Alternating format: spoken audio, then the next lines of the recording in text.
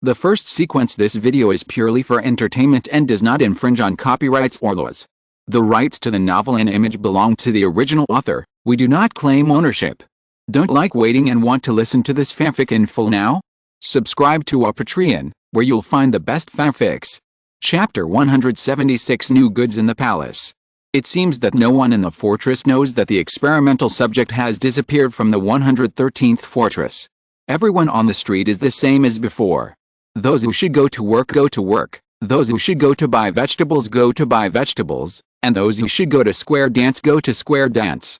In the evening, Ren Xiaosu and Wang Fuge have already assigned their respective tasks. However, it was a bit surprising that a black SUV stopped at the door in the morning. Two young men got out of the car and said to Ren Xiaosu, "We are here to take away the goods. Yang Xiaojun said that we have an agreement with you." The goods these two people are talking about are probably Dong Funan. Ren Xiaosu did not doubt their identities because only he and Yang Xiaojun knew about this.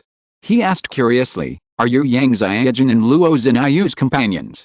As a result, the two young men smiled at each other and said, "We are not qualified, so you don't need to ask more." What's going on? Ren Xiaosu was a little puzzled about the structure of Yang Xiaojun's organization. It seemed that there were many levels. However, the time was not up yet. Ren Xiaosu could not wait for the sound of the palace announcing the completion of the task. He glanced at his watch. It seemed that there was still more than half an hour before the 7th day. Ren Xiaosu looked at the two young men and said, "You can't take her away now. You have to wait a little longer." The two young men asked in confusion, "Why do we have to wait a little longer? Do you have anything else that's important?" Ren Xiaosu thought that he couldn't tell them because the mission was not completed. He thought for a while and said, "Yes, it's very important.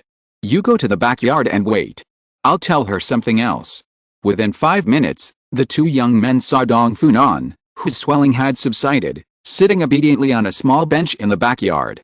Ren Xiaosu, who was sitting opposite her, said seriously, "I believe you have realized your mistakes through labor recently. Today, I will hand you over. I hope you will behave well over there and contribute to society. Be a superhuman who contributes to society." This explanation took more than half an hour. The two young men from the thugs were shocked at the time. "Just wait a while?" Exclamation mark. They originally thought that Ren Xiaosu might just say a few words, but they never expected that Ren Xiaosu could talk for so long. What kind of heinous crime did Dong Funan do that he had to go through such a long ideological education? Seeing Dong Funan's expression gradually collapse, Ren Xiaosu finally heard the palace say, "The side quest is completed, and the new items in the vending machine have been unlocked." Ren Xiaosu breathed a sigh of relief. It was finally delayed until this time. Dong Funan was so excited that she almost burst into tears when she saw Ren Xiaosu finally stop. Before, Chen Wudi said that Ren Xiaosu was his master, but Dong Funan didn't believe it. He didn't expect that Ren Xiaosu was really as long-winded as Tang Sen. Ren Xiaosu smiled happily at the two young men and said, "Okay, you can take her away." The two young men looked at Dong Funan's expectant look at this time. They thought that this might not require the previous reformation work. They felt that as long as they could take Dong Funan away from Ren Xiaosu, she would be very moved. After Dong Funan was taken away, Ren Xiaosu had the opportunity to look at the vending machine in the palace. He saw that there was a new grid in the transparent window of the vending machine. Ren Xiaosu looked at the things in the window and was a little confused. That thing looked like a deck of playing cards? "I finally completed a task, and you gave me a deck of playing cards. What the hell? You want me to play landlord with Wang Fuge, Yan Lin and others?"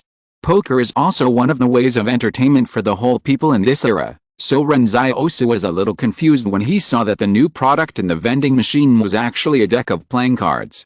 There was an introduction written under the grid, "Exploding Poker." Ren Xiaosu tried to put in a thank you coin, but only a 3 of clubs fell out of the cargo outlet of the vending machine. "Wait, there's nothing special about this poker in my hand. What do you mean by exploding? And people sell poker directly for a deck, and you sell one for a thank you coin?" Exclamation mark. Ren Xiaosu didn't believe it, so he put in another thank you coin, and this time a 5 of diamonds came out. He looked up at the vending machine in astonishment. As if he had thought of something, he quickly put in more than 10 thank you coins, and this time more cards came out. Ren Xiaosu glanced at the 4 words exploding poker on the vending machine, and then looked at the 4 3s he had just put together, and finally fell into deep thought. The next day, Ren Xiaosu and Wang Fuge went out to act separately. The 109 barrier has 2 gates, one in the east and one in the west. Barrier 113 is in the northeast of Barrier 109, so if the experimental subject arrives, it must arrive at the east gate first, and Ren Xiaosu asked Wang Fuge to rent a yard next to the west gate, and they will move there tonight. In this way, if something happens, they can also escape from the west gate. Then, the rest is to purchase supplies. Knowing in advance that the disaster is coming, Ren Xiaosu feels that he must not run away in a hurry like last time, and all the supplies that should be prepared this time must be prepared. But before that, what they need to prepare most is cash. In fact, everyone does not have that much money. The black medicine has just started to be sold for a short time, and Lao Wang has not had time to cash out all the anti-inflammatory drugs in his hands, so Ren Xiaosu feels that the most urgent thing is to exchange for gold. Previously, he was worried that exchanging gold would expose his identity and then be pursued by the order department, so he had been reluctant to cash out the gold. After all, what if Luo Lan suspected him? But now Ren Xiaosu doesn't have to worry, he is about to leave this barrier, so what is he worried about? And Su Xianchu has already shown up in the barrier, so isn't it natural for Su Xianchu to cash out the gold in the 109 barrier? In one day, Ren Xiaosu went to more than 10 gold shops with a peaked cap. The gold he sold in each shop was only a small gold bar of about 100 grams, which was worth about 40,000 yuan according to the gold price in the barrier. Although the 100 grams of gold bars he sold were not much for the gold shops, it would not attract any attention. But the gold bars melted by unofficial means are a bit eye-catching. Who would melt gold bars when they have nothing to do? Usually, people who come to sell gold sell jewelry directly. But what can Ren Xiaosu do? If he doesn't melt it into gold bars, the oxidized gold jewelry will probably be more eye-catching. So as soon as he left the shop, some gold shop owners immediately reported the matter to the order department, and the last gold shop owner looked at the gold bars in his hand and hesitated. "You are Su Xianchu." Ren Xiaosu was shocked. "How did you know?"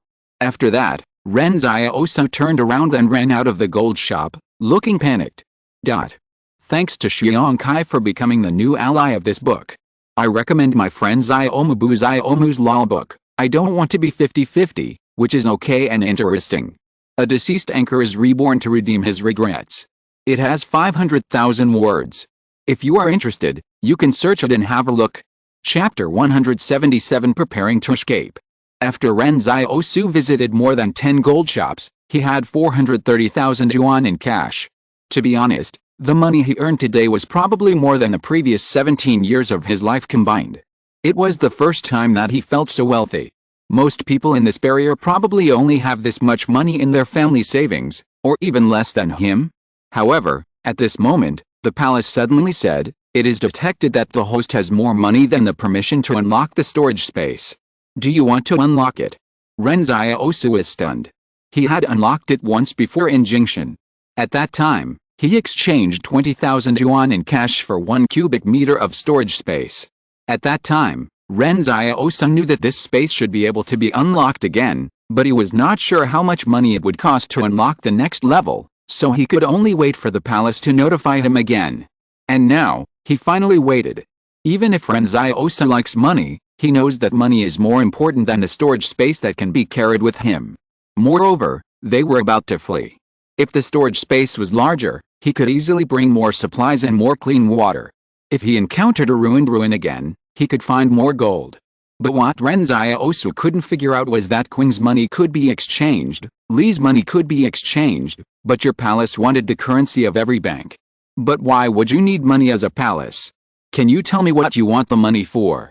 Ren Xiaosu asked in his mind. The palace said, "I have no authority to tell you. You just can't stand me having money." Ren Xiaosu asked curiously. The palace said, "I have no authority to tell you." Ren Xiaosu pondered for a long time. "Then do you accept ghost money?" This time, the palace didn't say anything. Haha, Ren Xiaosu was unhappy. The currency issued by the underworld is not currency. Do you look down on the underworld? He thought that if the palace wanted to accept ghost money, He might be able to unlock the storage space to the highest level now. What a pity. Ren Xiaosu said in his mind without hesitation, unlock. The next moment, the storage space in the palace, which was originally only 1 cubic meter, immediately expanded outward, and then Ren Xiaosu watched his 430,000 cash turn into 150,000. Wait? Ren Xiaosu was shocked. How could so much money be lost? He carefully observed the storage space and roughly calculated that the space was about 14 or 15 times larger. After a little mental calculation, Ren Xiaosu immediately understood that the volume of the unlocked space and the money were probably equivalent. Opening 1 cubic meter of space equals 20,000 cash. Adding 2 cubic meters of space equals 40,000 cash.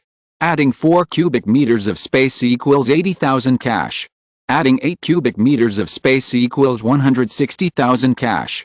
So this time Ren Xiaosu spent 280,000 cash to expand the storage space to 15 cubic meters. Ren Xiaosu smacked his lips. This space is quite water. Now he has 150,000 left in his hand. Ren Xiaosu thinks that if it is just to buy supplies for famine escape, it is enough. Horizontal ellipsis. This escape was well prepared. What kind of things does a person need to survive in the wilderness? Ren Xiaosu came to the grocery store and bought more than a dozen bags of salt alone, and countless other candies and compressed biscuits.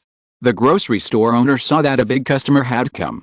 The boss smiled and said, "Why do you buy so much salt, sugar and food? Ordinary people can't buy so many things." Ren Xiaosu glanced at him and said, "Be prepared." The boss was happy. In the early years, there were people like you, always saying that the barrier was not safe and that supplies must be prepared. As a result, when things were spoiled, nothing happened to the barrier. Look, this barrier has been in good condition for decades, hasn't it? I am thinking of danger in times of peace. Ren Xiaosu glanced at the boss. Young man, I really advise you not to buy so much. What if it goes bad when you get home? The boss advised. Ren Xiaosu thought that the boss was kind-hearted. He didn't persuade others to buy things, but advised himself not to buy? But Ren Xiaosu couldn't tell the boss that something would happen to the barrier in the next few days. If he said it, others would believe it. Seeing that Ren Xiaosu is so stubborn, the boss stopped talking. After Ren Xiaosu paid and left, he smiled at the clerk in the store and said, "I think this guy is crazy. Look, he has kept all this food at home for decades and it will be fine." This situation was not only in the grocery store, but also when Ren Xiaosu went to the pharmacy to buy medicine. The shopkeeper was a little confused when he saw that he wanted to buy so many medicines. The medicines Ren Xiaosu bought were also targeted.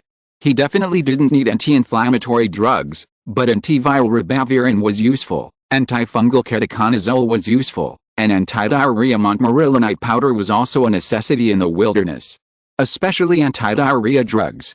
If you don't pay attention to your diet in the wilderness, you may have diarrhea more than 20 times a day and die directly. The rest were tools, hammers, saws, shovels, pliers, ropes, plastic buckets, toilet paper, toothpaste, toothbrushes, soap, as well as backpacks for several people, dozens of boxes of matches, compasses, and blankets. Ren Xiaosu spent a whole day shopping. Only those who have survived in the wilderness know what they need. If a person has never survived in the wilderness, the things he can think of are very general concepts such as food, water and knife, and then he will panic immediately when he arrives in the wilderness. During this day, Ren Xiaosu experienced many doubts because of the large amount of purchases, but he never explained anything. He did not go back to the store, but took the tram directly to the rented yard at the westernmost end of the barrier. Yan Luan and others were already there.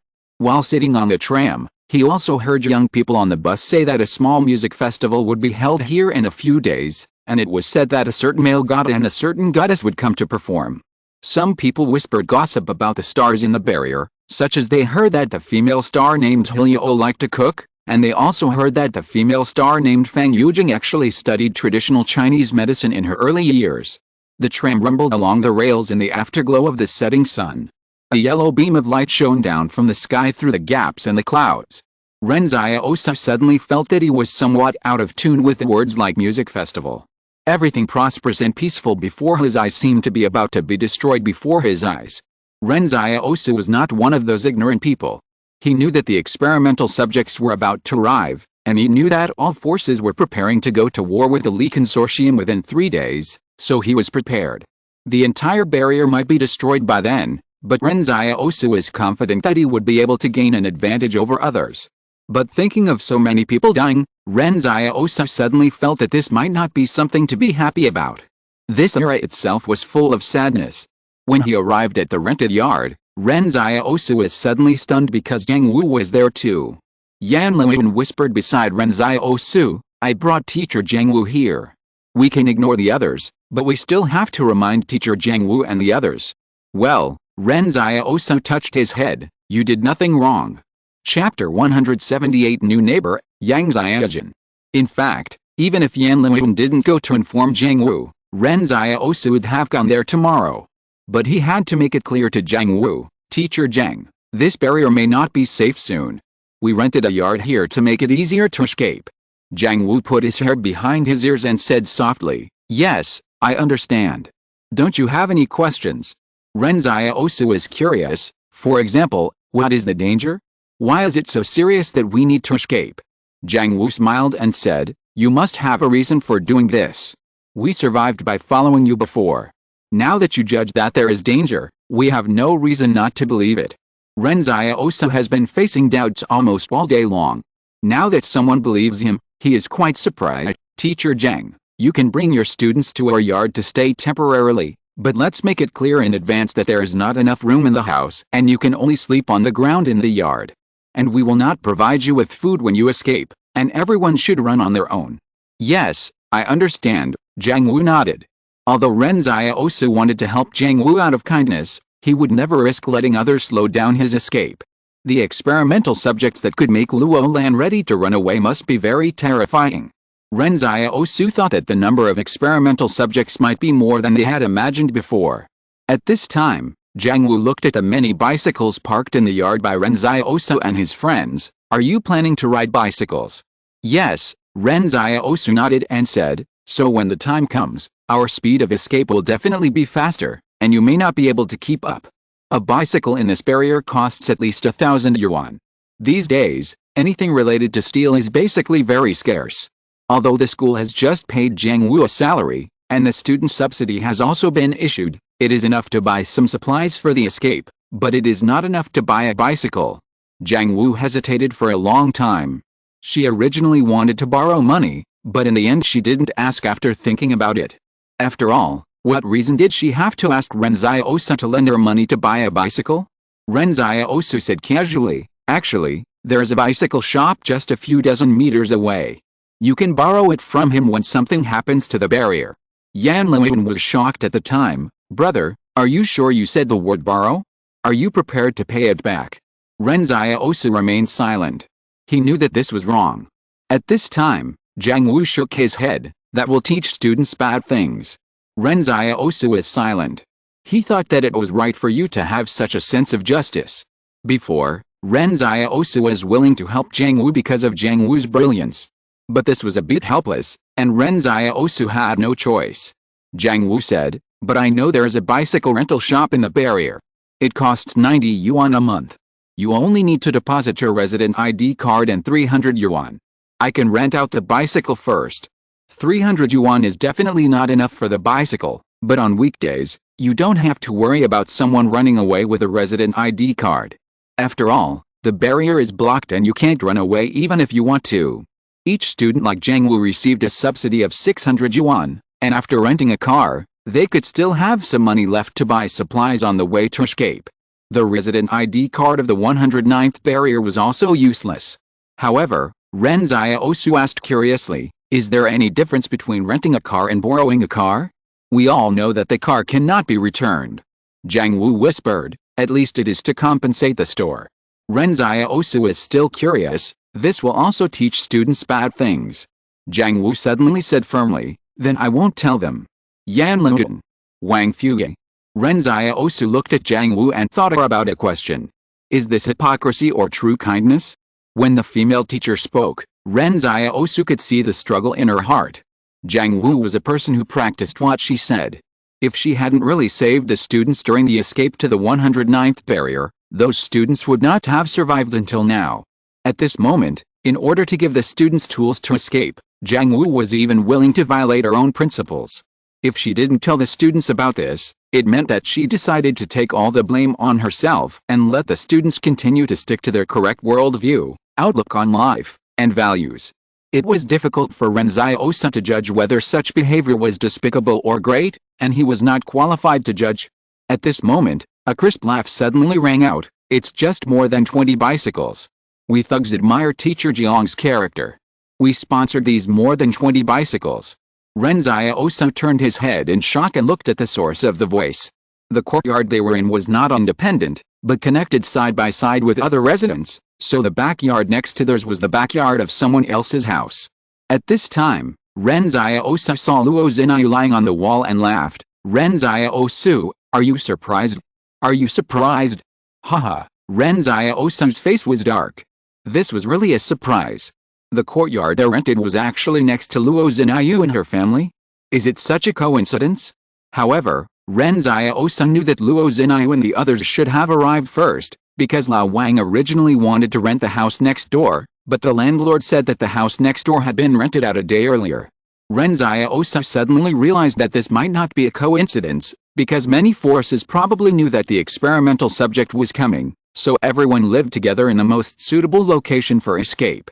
They all thought of it together. Ren Xiaosu asked, "Where's Yang Xiaojun?" Luo Zinayu smiled without saying anything. This made Ren Xiaosu feel uneasy. "Why are you laughing so weirdly?" Ren Xiaosu asked, "What other forces live around here?" Luo Lan and the others also live nearby. Luo Zinayu counted. "Maybe the people from the Spark Company have been killed by you, so I didn't see them. The Yangs are just across the street." Sure enough, they're all here. At this time, Luo Zinayu suddenly asked, "Why didn't you tell me in advance that you broke Dong Funan's teeth?" Ren Xiaosu was stunned for a moment. She wanted to bite people but her teeth were not strong. Who can she blame? Why can't they grow back? Luo Zinayu said unhappily, "Can your teeth grow back after they fall out?" She will have to eat vegetarian food from now on. Vegetarian food? Ren Xiaosu pondered. Being a vegetarian means that she can only drink the blood of vegetative people in the future. Luo Zinayu raised her eyebrows. What the hell? Sucking the blood of vegetative people? I mean she can only drink blood that has been connected and can't bite others. Oh, Ren Xiaosu really didn't feel any guilt at all. He laughed happily and said, "Then you can change your taste and drink some cow's blood or pig's blood. Drinking the blood of a pig will increase the strength of a pig." In fact, Luo Zinayu didn't feel much sympathy for Dong Funan before. After all, Dong Funan was not a good guy. But after Ren Xiaosu said that, she suddenly felt a little sympathy. Chapter 179 Li Shenden's Gift. Yang Xiaojun was not at home, only Luo Zinayu was chatting in the yard. Ren Xiaosu always felt that Luo Zinayu was just idle and wasting time here. Ren Xiaosu thought Yang Xiaojun would come back here at night, but Yang Xiaojun did not come back at night, and Luo Zinayu went out instead. He felt something was wrong. This must be a sign of chaos. After a while, someone delivered the bicycle that Luo Zinayu promised. Ren Xiaosu told his family and went out. He suspected that various forces would take action against the League group tonight. As Ren Xiaosu walked out, he thought, if they really wanted to take action, where would it happen? That university? He took advantage of the night to rush to the university. Someone had described it to Ren Xiaosu before, saying that the university was a green park, where students could walk and live in the verdant campus. The school was like a utopia, peaceful and quiet. However, when Ren Xiaosu saw the university, he felt that he had been deceived. He saw that sharp anti-armor roadblocks had been erected at the entrance of the campus. There were also countless bunkers inside the school. The combat personnel of the League group were patrolling inside. Everyone looked around with a grim look. This is not a park at all. This is clearly a military base. No wonder the League group didn't pay much attention to Luo Lan's actions before. It turned out that the League group's troops stationed at the 109th Rampart were concentrated here. What kind of research results would make the League group treasure like this? This university campus is not in a secluded place. There are still people coming and going in the ramparts around it, and the vendors on the street are the same as usual. However, at this moment, a man in plain clothes suddenly came to Ren Xiaosu, and Ren Xiaosu could see at a glance that the other party had a gun hidden under his ribs. The man seemed to see Ren Xiaosu looking towards the campus, so he noticed him. "Young man, what are you doing here?" Ren Xiaosu thought that this person was probably someone from the Li group, but he didn't expect that even the perimeter was so well defended. He explained, "This is a university, I'm here to do research." The man smiled, "Do you think you're a university student doing research?" Ren Xiaosu was unhappy. "Is it not okay for me to be research material? Who are you looking down on? Men." Suddenly, the man gestured to the people around him, and several plainclothes officers gathered around him. But at this moment, a passerby suddenly took out a grenade from his pocket and threw it at the school gate. After throwing it, he didn't run away, but took out a pistol from his arms and started shooting at the surroundings, without any purpose, as if just to create chaos. Ren Xiaosu took advantage of the chaos and wanted to find a shelter to hide. He thought to himself, "Who the hell is this person? He's so reckless." The gunfire outside the school gate became dense, as if a pot of ice water suddenly boiled. The vendors who were doing business well before suddenly rushed out and shot all the plainclothes policemen. But the chaos did not end there. After killing the plainclothes policemen, the killers began to retreat briefly, and then Ren Xiaosu saw several trucks turning out from the end of the street and crashing into the school gate. If there were only a few trucks, it would be difficult to have any impact on this well-defended school.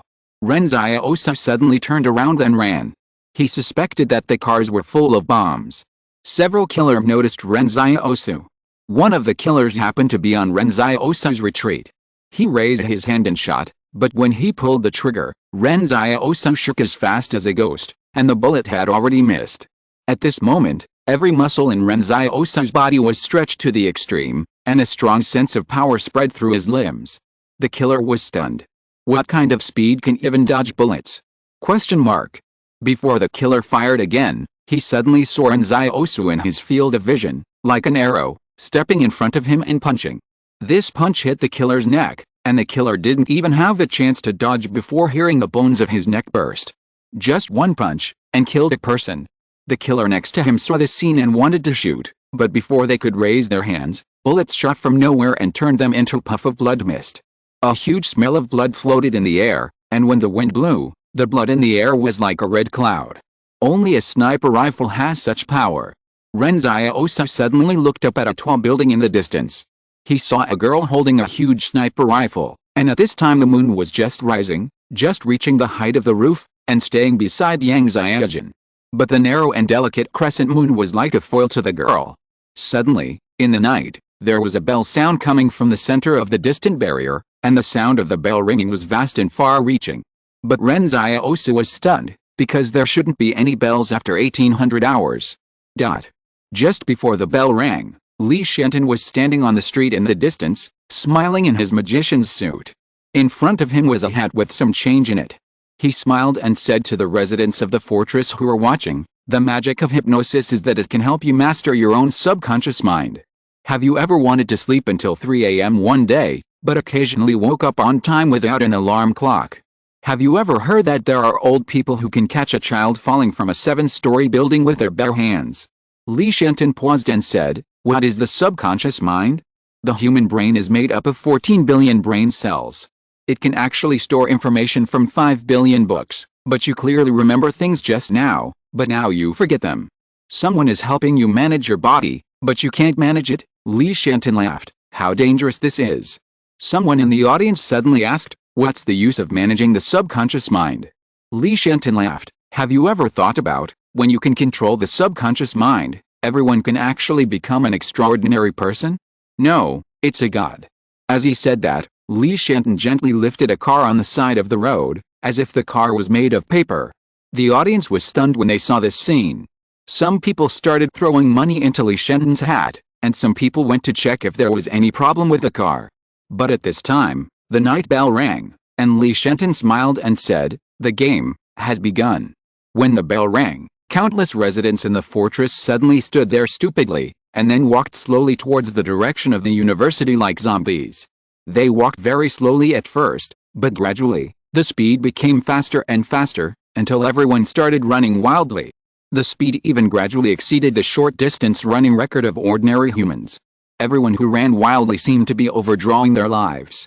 and obese residents began to lose weight at a visible speed while running, and the skin of those who were originally thin had blood oozing from the surface of their skin.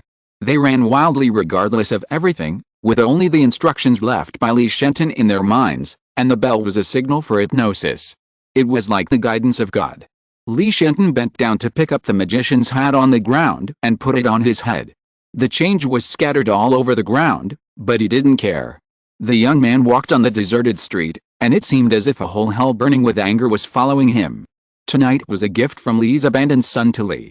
Chapter 180, The Qing Family of the Rat Zodiac.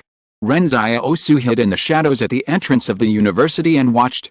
The entire West City district of the 109th barrier suddenly fell into an inexplicable frenzy because of the appearance of the uncertain factor of Li Shenton. At this moment, Yang Xiaojin, who was at the commanding heights, saw it most clearly. At this time when the lights should have been on, she watched almost 1/5 of the people in the city rushing towards the university. The people on the ground were like moths to a flame, running wildly on the streets in groups. Like a group of wild beasts.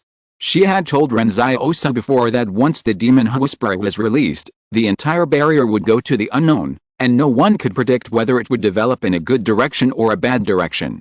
And now, this result is undoubtedly the worst one in the speculation, and many people did not even dare to imagine that the other party, just one person, could create such a huge chaos. This is the era of the rise of the extraordinary, but many consortiums still ignore what changes the extraordinary may bring to this era. And Li Shenton used practical actions to tell all forces how amazing the destructive power of the extraordinary is. Strong individuals are gradually surpassing the power of the group. When the crowd was about to reach the university, they sped up again. Some people with poor health even fell to the ground halfway through the run. But the people who rushed over behind them seemed to have not seen anyone fall to the ground. They stepped on the fallen people and continued to rush forward. In the university, the combat soldiers of the Li Consortium, who were responsible for the fortifications, were stunned when they saw this scene. It was not that their psychological quality was not strong enough, but that they had never imagined that they would see such a hellish scene in the world. The officer in charge of commanding the defense was the first to react. He immediately ordered to open fire for the first warning. As a member of the Li Consortium, he subconsciously chose to warn instead of shooting, because these residents were all residents under the rule of their Li Consortium. If they were shot mercilessly, they would probably bear a huge infamy in the future. When the time comes, when the Li Consortium faces the anger of the people, they will definitely push him, the person who ordered the shooting at that time, as a scapegoat.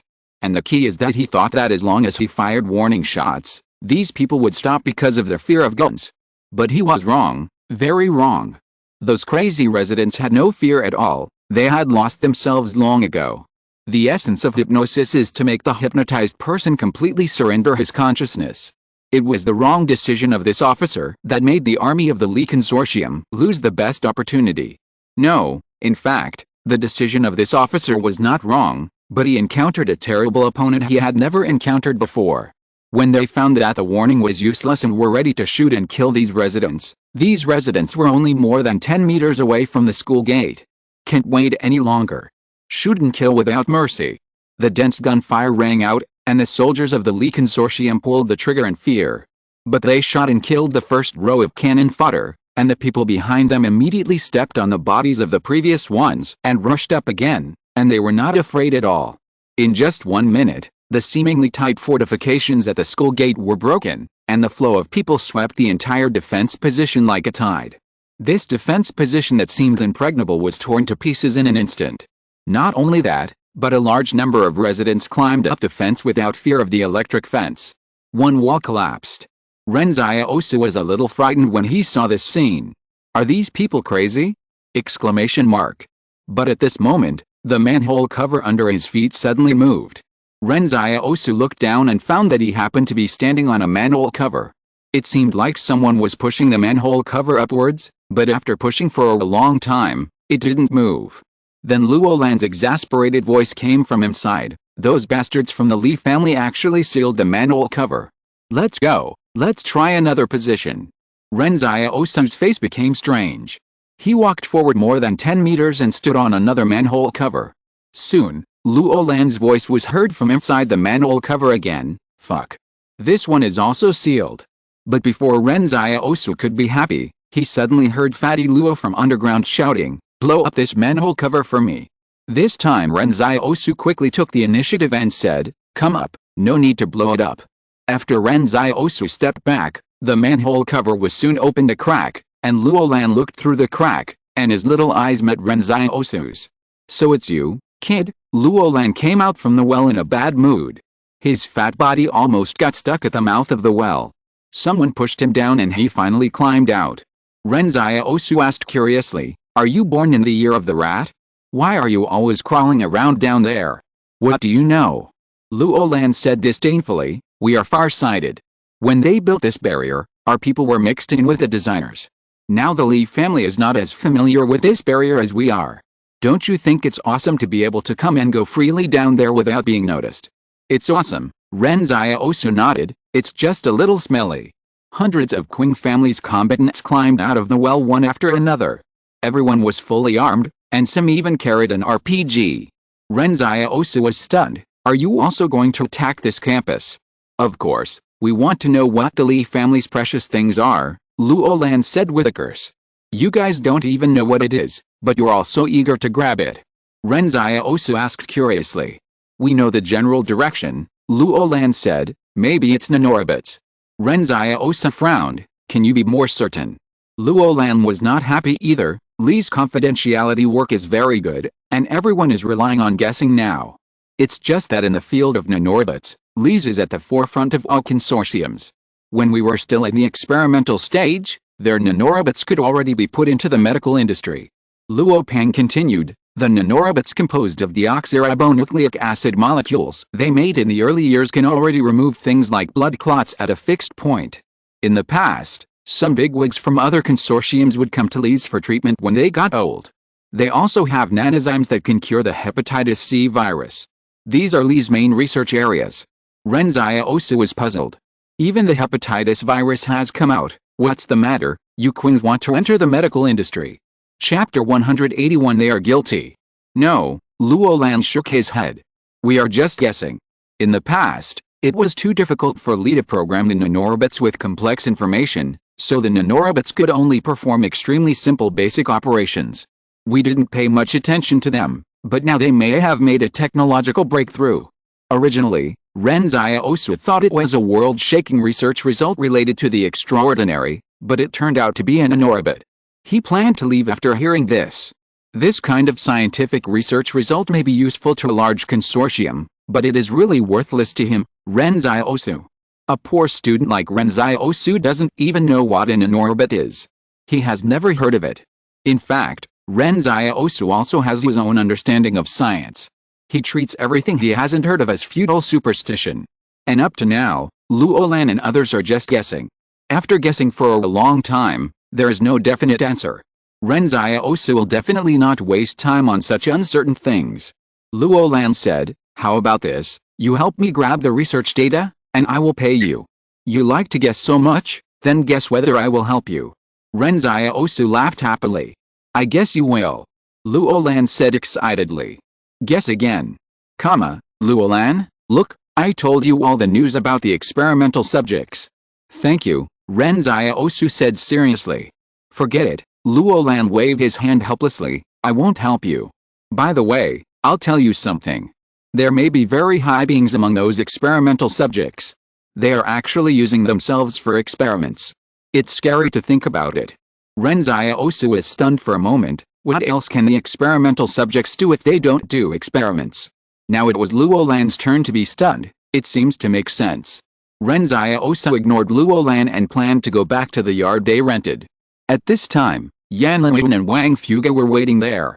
When leaving, Ren Xiaosu looked back and found that Yang Xiaojin was still on the building, and seemed to be shooting to cover someone. At this time, he suddenly found a familiar face in the distance. It turned out to be Lu Yuan, the manager of the 109th barrier. Lu Yuan walked all the way, and all the targets who tried to stop him burst into a puff of blood mist. It turned out that this Lu Yuan was actually a member of the thugs? For some reason, Ren Xiaosu suddenly felt that many puzzles in his mind were solved. No wonder Yang Xiaojin and others could easily obtain the status of barrier residents. No wonder Yang Xiaojin could easily apply for school enrollment.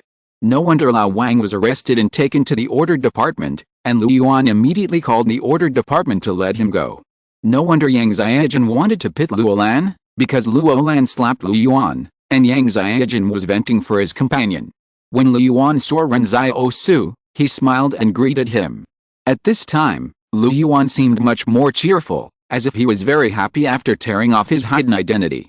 But the only thing Ren Xiaosu couldn't figure out was that his school enrollment should also be handled by Lu Yuan, and Yang Xiaojun enrolled 2 days earlier than Ren Xiaosu, so Yang Xiaojun clearly knew that he would go to school and which school he went to. Ren Xiaosu had always been a little confused about why Yang Xiaojun had no goals in school, so why did he go to school? It turned out that it was dark under the lamp, and Yang Xiaojun's goal was himself. Was it for a closer observation, or for other reasons? Ren Xiaosu suddenly felt that this group of people might want to pull him into the mob. But Ren Xiaosu couldn't think about it now. He turned around and left immediately.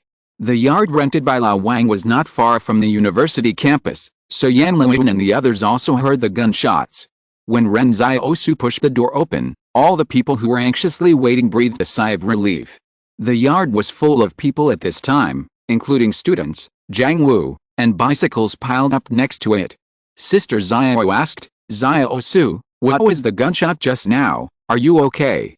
"I'm fine," Ren Xiaosu said. "Everyone get on the bike, we'll leave the barrier now." No matter what happens in this barrier, Ren Xiaosu's top priority is not to seize anything, but to take everyone away first. With so many lives at stake, Ren Xiaosu can't be willful. A group of people followed Ren Xiaosu out the door quickly, all carrying a backpack with their own supplies. After everyone got on the bike, Yan Luiyun hesitated and asked, "Brother, why are you carrying the bike?" Ren Xiaosu said unhappily, "I'm afraid the bike will break down." "Stop talking nonsense and hurry to the city gate." Li Shenton was walking on the cold streets of the West City district of the barrier. People in other districts probably didn't know what happened here. The little girl named Si Liren suddenly floated over from behind him, with her feet not touching the ground. "I was afraid that the bell was not loud enough, so I rang it a few more times," the little girl Si Liren said with a smile. "Well done," Li Shenton smiled dotingly. "The people of the Li family should be surprised enough now." "But why did we do this?" Si Liren asked curiously. Li Shenton stood still. He looked at the familiar yet unfamiliar streets on both sides of the road and recalled, "My mother married into the Li family a long, long time ago. It was said that it was to bring good luck to my sickly father. At the beginning, his condition did improve, but the good times did not last long. A few years after the marriage, my sickly father passed away. My mother raised me in the Li family. Later, she fell in love with a young teacher and wanted to remarry." Li Shenton sighed here. "In fact, this is all human nature, right? But the Li family thinks that a woman who marries into a consortium will be a member of the consortium for the rest of her life. If my mother remarries, it will be a shame for the Li family." Si Liren listened quietly. "What happened later?" "Later." Li Shen thought for a while and said, "Later, the Li family took her out of the barrier from the street under our feet now and buried her alive. I don't even know where she was buried." However, at this moment, a shadow door suddenly opened not far behind Li Shenton.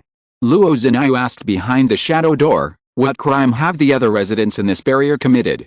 Li Shenton looked at the shadow door and smiled. "Why are you hiding behind the door? Why don't you come out and say hello to your friends?" Luo Zinayu said unhappily, "I know you can hypnotize others with just a look. Don't set a trap for me. You haven't answered the question I asked you yet." Li Shenton smiled and said, "That day, I timidly hid on the side of the street and watched the car escorting my mother passing by the street. That day, the residents of the entire Zicheng district came to watch. Some people teased, some people made a fuss, but no one was willing to plead for her, so they are guilty."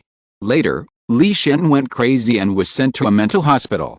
After a brief loss of self in the mental hospital, he became the legendary Devil Whisperer, as if he was the new spokesperson of hell on earth.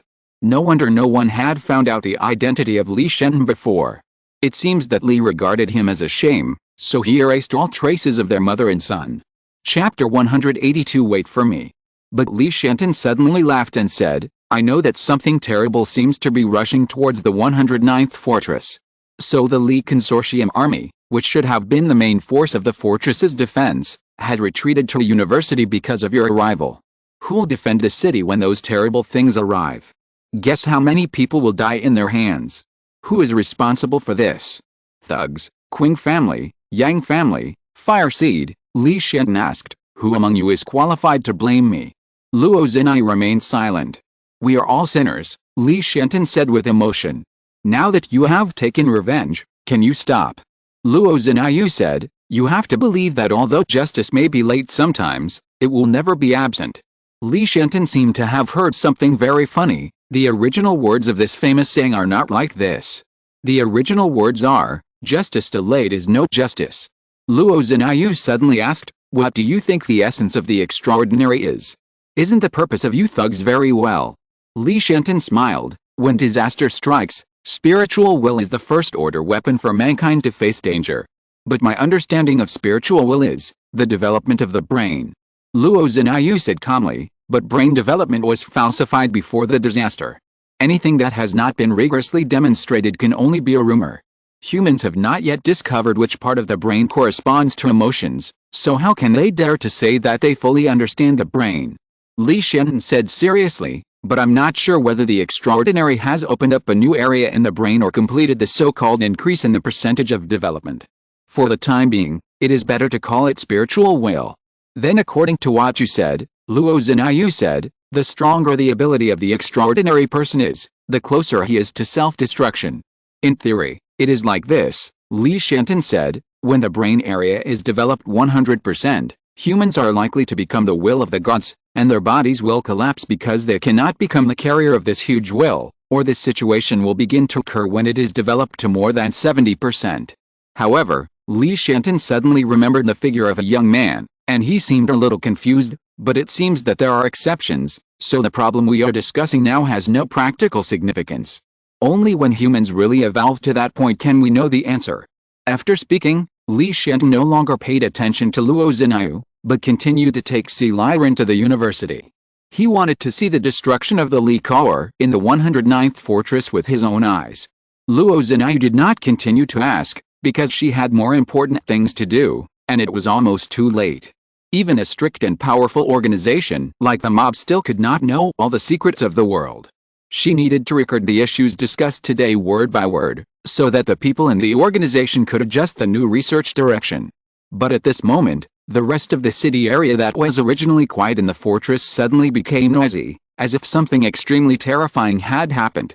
All those who knew the inside story were shocked. The experimental subject arrived ahead of time. Luo Xinai ignored it, but stood outside the school and closed the shadow door next to Li Xianten.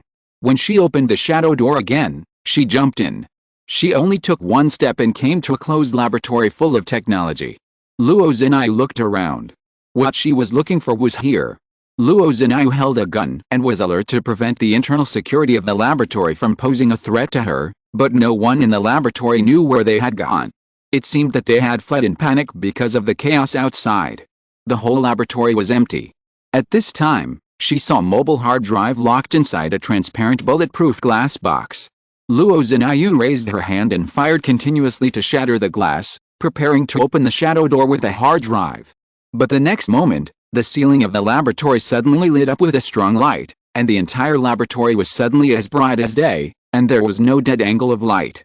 Luo Xinai tried to open the shadow door to leave, but the shadow door could not take shape in front of this shadowless lamp. She only saw a dim shadow left in the shadow door she opened, and then it shook twice and disappeared like a bubble. There are anti-theft measures specifically designed for her ability in this laboratory. Luo Xinai frowned and planned to open the gate of the laboratory, but she suddenly found that she didn't even know how to open this steel gate that was several centimeters thick. To be honest, Luo Xinai suddenly felt a little powerless. It was the first time she saw a method specifically aimed at her. But what she was worried about at this moment was not herself, but Yang Xiaojun, who was waiting for her on the rooftop of the building. Ren Xiaosu ran at the front of the team with a bicycle on his shoulder. Along the way, they saw several residents controlled by Li Xianten running past them, but those residents didn't even look at them. The students were a little scared when they saw the crazy look of those people. Ren Xiaosu tried to comfort them. Don't be afraid, the whole Xichen district is like this, they won't attack us. When the students thought that the whole Xichen district was like this, They were even more scared. In less than 2 minutes, Ren Xiaosu and his team had arrived under the gate of the barrier. At this time, the alarm had been sounded inside the barrier, as if something very scary had attacked the barrier. Or those scary things had actually arrived a long time ago, but now when the chaos began, they launched a full-scale attack. Those experimental subjects broke through the sewage system of the barrier from the outside and penetrated into the barrier, but they did not rush to attack, but chose to lie dormant. Now, they felt that the time had come.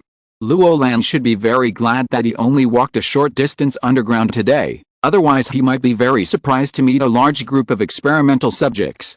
At this time, the private troops in charge of guarding the gate in the barrier also rushed to the university after the bell rang. There was no one here. Yan Luoyun frowned and said, "Brother, how do we open this gate?" Ren Xiaosu thought for a moment and said, "It's okay, I have a bomb." Yan Luoyun and the others looked at Ren Xiaosu expectantly, and then they watched Ren Xiaosu take out 4 3-playing cards from his pocket. Wang Fuge. Wang Dalan. Chen Wudi. Is this the legendary bomb? Can this thing blow up the gate? What? You go over and throw 4 3s at the gate, and then the gate says no, and it opens? Exclamation mark. Yan Luoyun's face turned black at the time. Brother, can you be a little more serious at this time? Don't panic, it's not a big problem.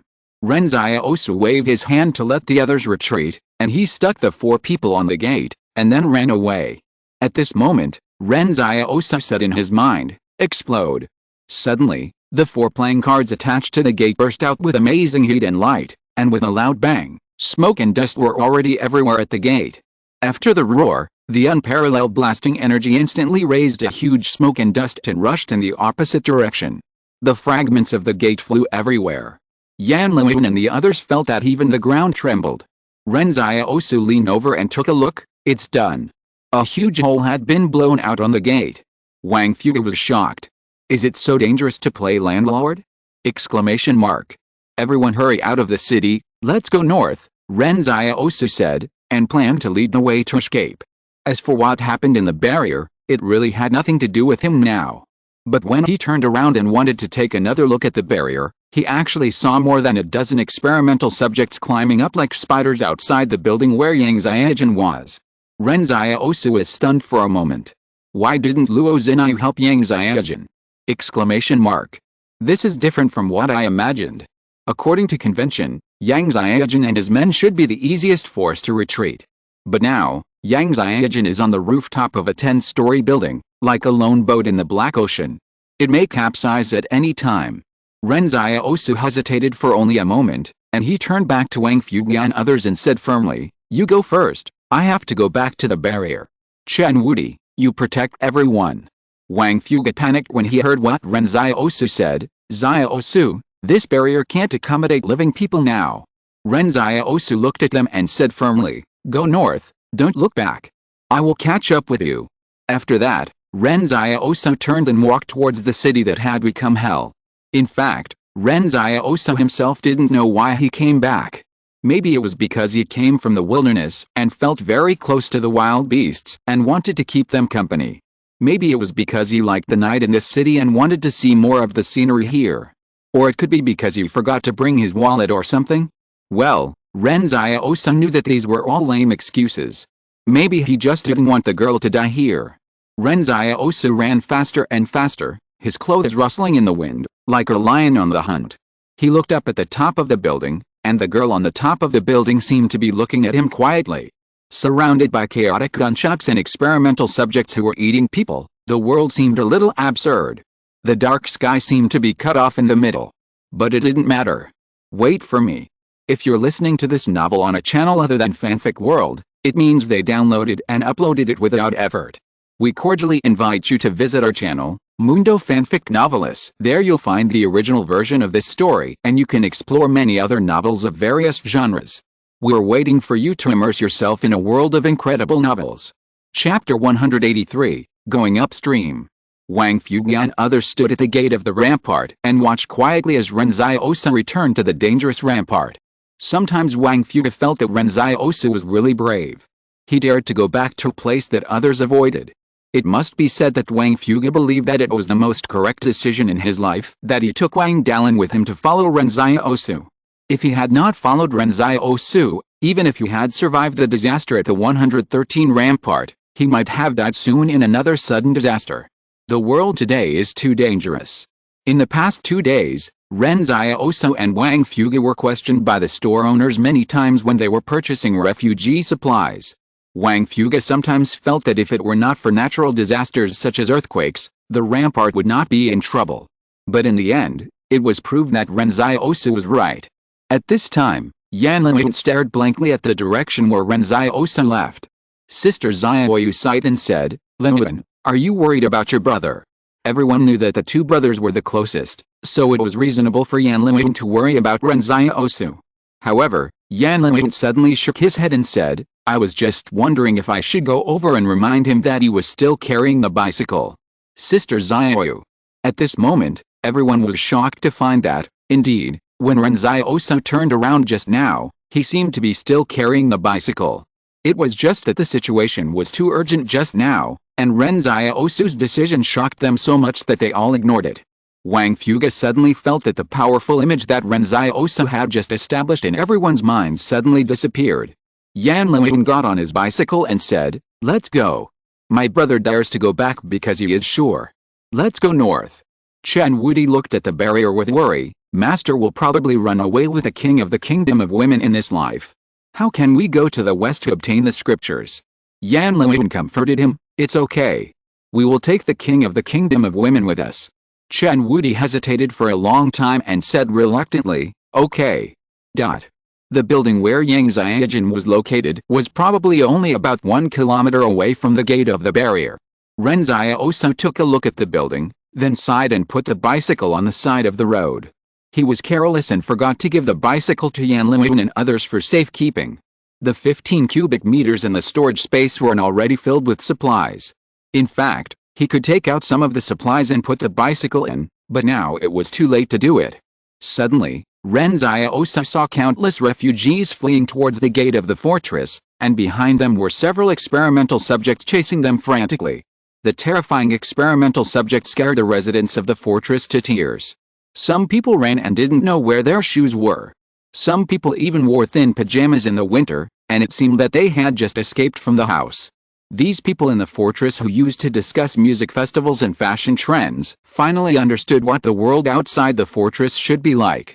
When Ren Xiaosu entered the fortress, he had a feeling everything outside seemed to be changing rapidly, but the fortress remained unchanged. These people hid in the fortress and enjoyed the false peace and prosperity. The high wall that seemed to protect them also put shackles on their progress. Ren Xiaosu looked up at the building where Yang Xiaojin was, and saw that an experimental subject had climbed to the top of the building first. However, when it climbed up, it was greeted by a huge black muzzle. The experimental subjects were not afraid of bullets. Even if the bullets from the automatic rifle hit them within a range of 50 meters, they would be immediately locked on the surface by their tough muscles. But the so-called fearlessness of bullets does not include sniper rifles. Yang Xiaojin was so strong that he could use the heavy sniper rifle as a close-range artillery. After a roar, the experimental subject who climbed to the top of the building first had no head at all. The recoil of the sniper rifle was extremely strong. If an ordinary person held the sniper rifle horizontally, he would probably be overturned by the recoil after firing. But Yang Xiaojin seemed to be fine, and then he fired a second shot at the other experimental subject.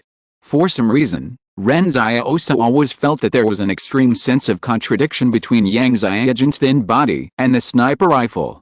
But this sense of contradiction was like a unique violent aesthetic.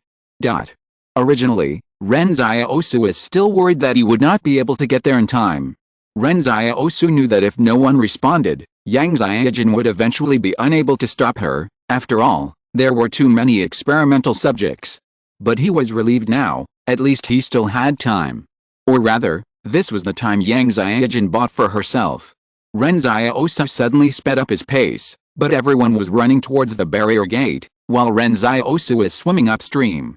When the group of people passed by Ren Xiaosu, even at this critical moment between life and death, everyone couldn't help but look at him in surprise. At this time, there were still people walking back towards the experimental subject? They didn't have time to hide. At this moment, the city was full of people fleeing for their lives. They were driven by the experimental subject to run towards the barrier gate, and on the streets of the city, only one person was still walking in the opposite direction. Yang Xiaojun caught a glimpse of this scene from a distant building. When she saw Ren Xiaosu swimming upstream, she suddenly felt that today's 109 barrier didn't seem so scary. At this moment, an old man suddenly recognized Ren Xiaosu. Wasn't this the young man who bought a lot of food in his grocery store? This old man was the grocery store owner. Yesterday, he laughed at Ren Xiaosu for worrying too much. But now, the grocery store owner realized that he was too stupid. Why did the boy know about the danger in advance? And since you knew there was danger, shouldn't you have been ready to escape? Why did you go back now? These two questions kept circling in the grocery store owner's mind. He ran forward and struggled. But not long after they passed by Ren Xiaosu, screams suddenly came from the front of the fleeing team. At the end of the long street, several experimental subjects suddenly rushed out from the left side of an intersection. These experimental subjects actually surrounded them. At this time, only Ren Xiaosu, who was walking in the opposite direction, was not surprised, because he knew very well that not letting any survivors go was the combat style of the experimental subjects. If they were not fully prepared, they would not have the patience to lie dormant underground for so long. The intelligent body behind these experimental subjects has greater ambitions. Chapter 184. No time.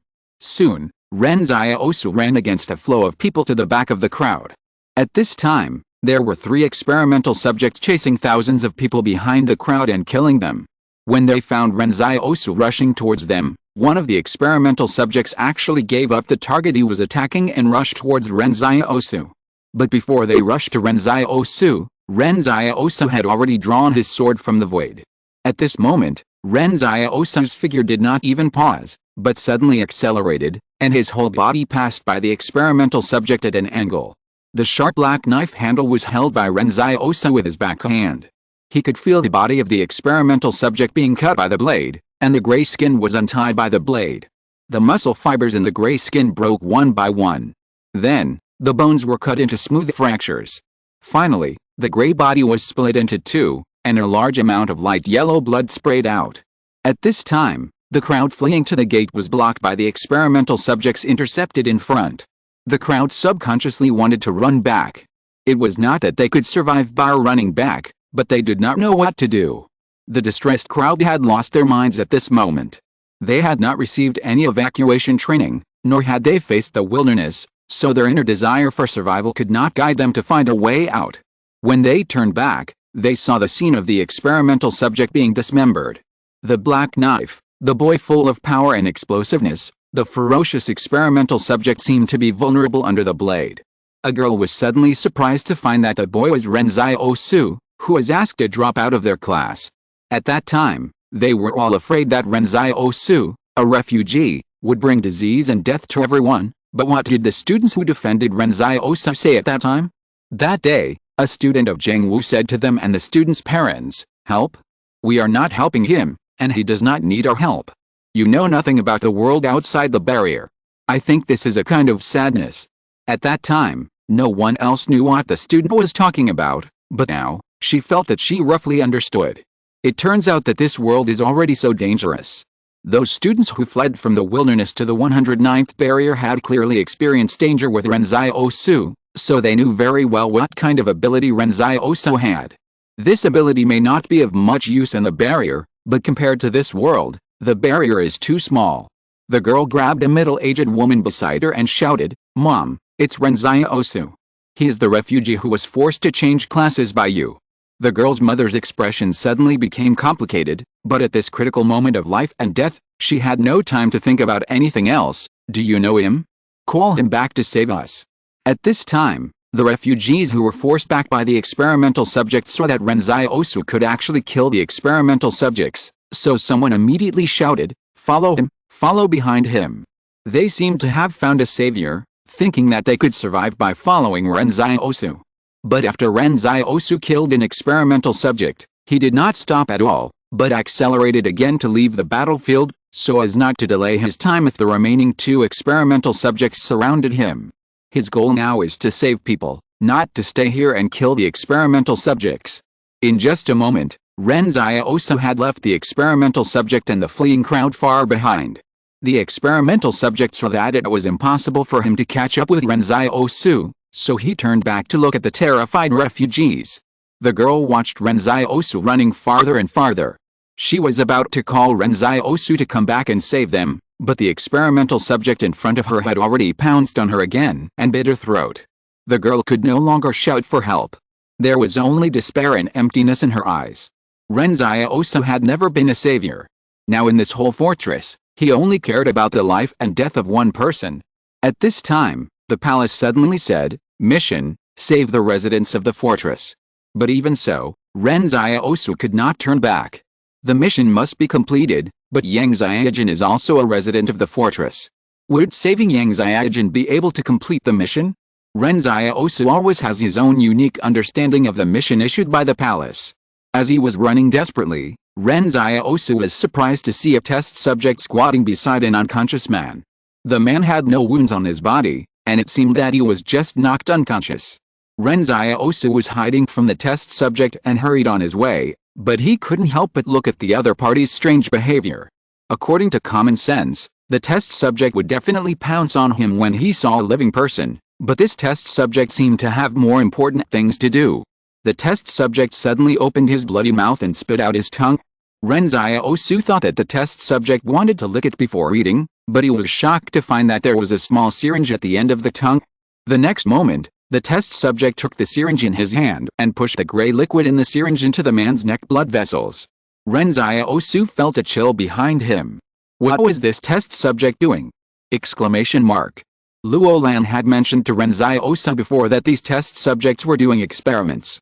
At that time, Ren Xiaosu was still wondering what the test subjects would do if they didn't do experiments, but at this moment he was shocked. The man, who originally had normal skin color, suddenly turned gray at a speed visible to the naked eye, and his muscles, which were not particularly strong, began to bulge rapidly.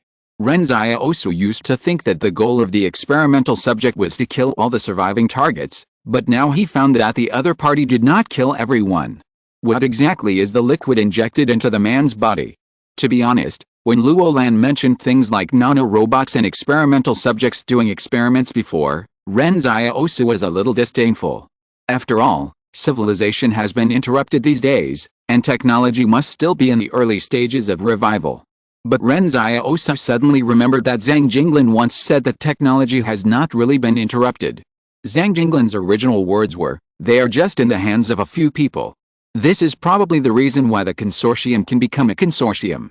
Now, Ren Xiaosu probably understands why there are more and more experimental subjects.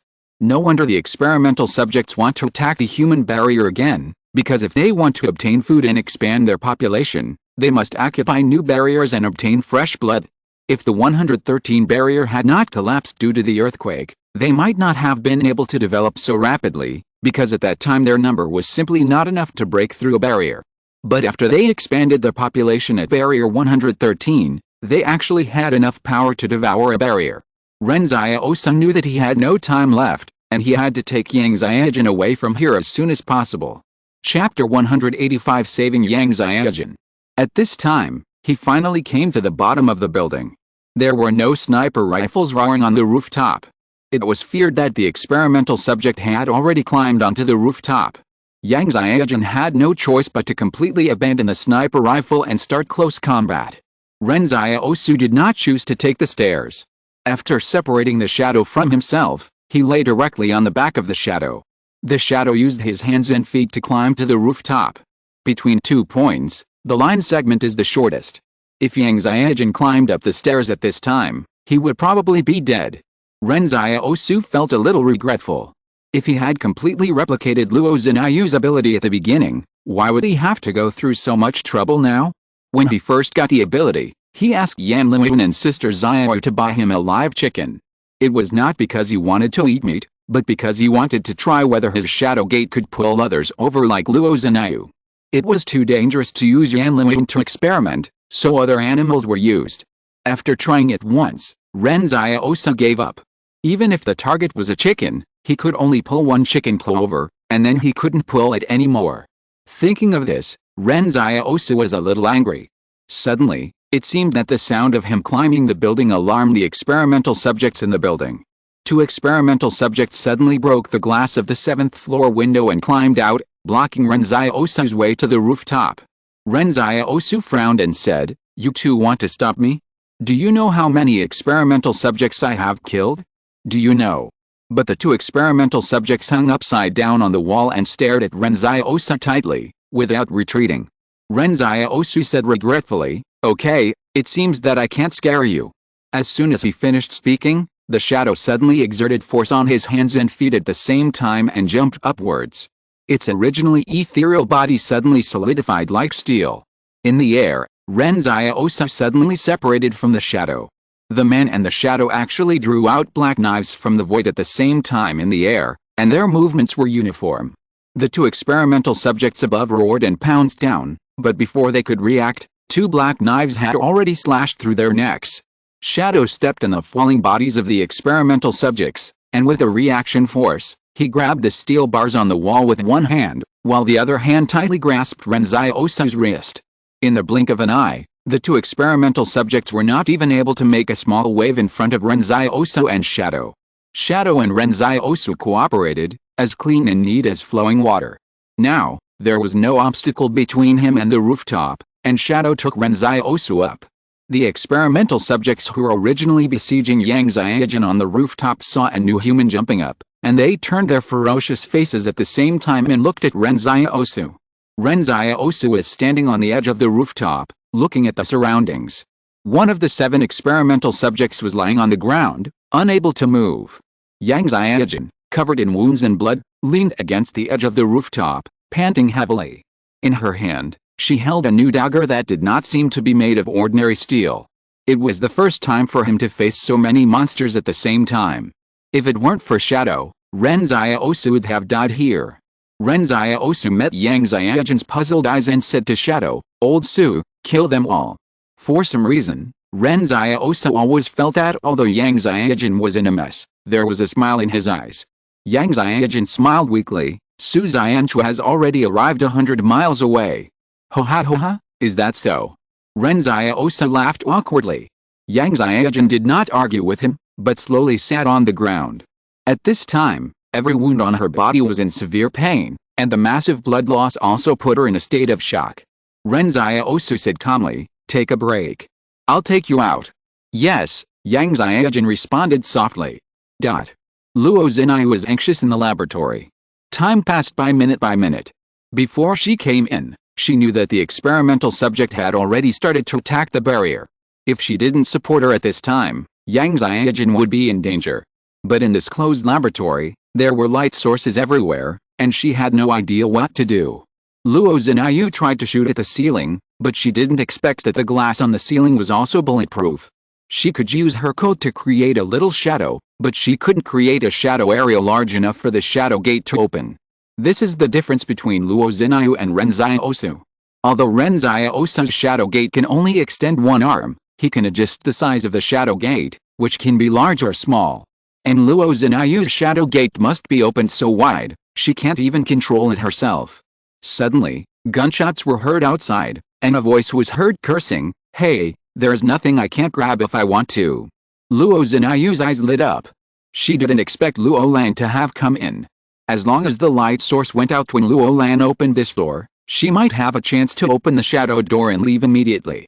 Luo Lan's voice came from outside, "Hurry up and enter the password to open the door, otherwise I will kill you now." It seems that Luo Lan has hijacked the staff of the laboratory and is ordering them to open the gate of the laboratory. With a bang, the gate slowly pulled up. It seemed that the staff had entered the correct password, but the gunshot still rang.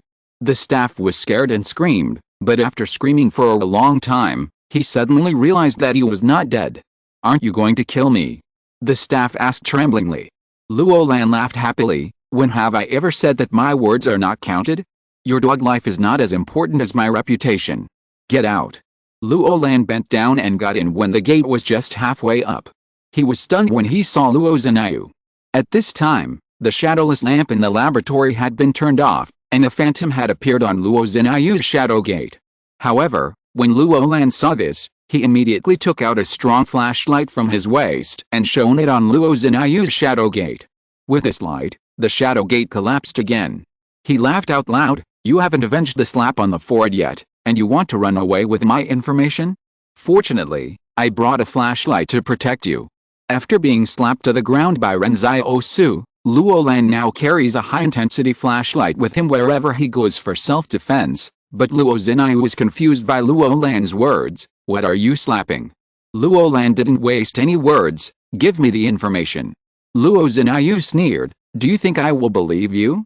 Back off, or I will destroy this hard drive."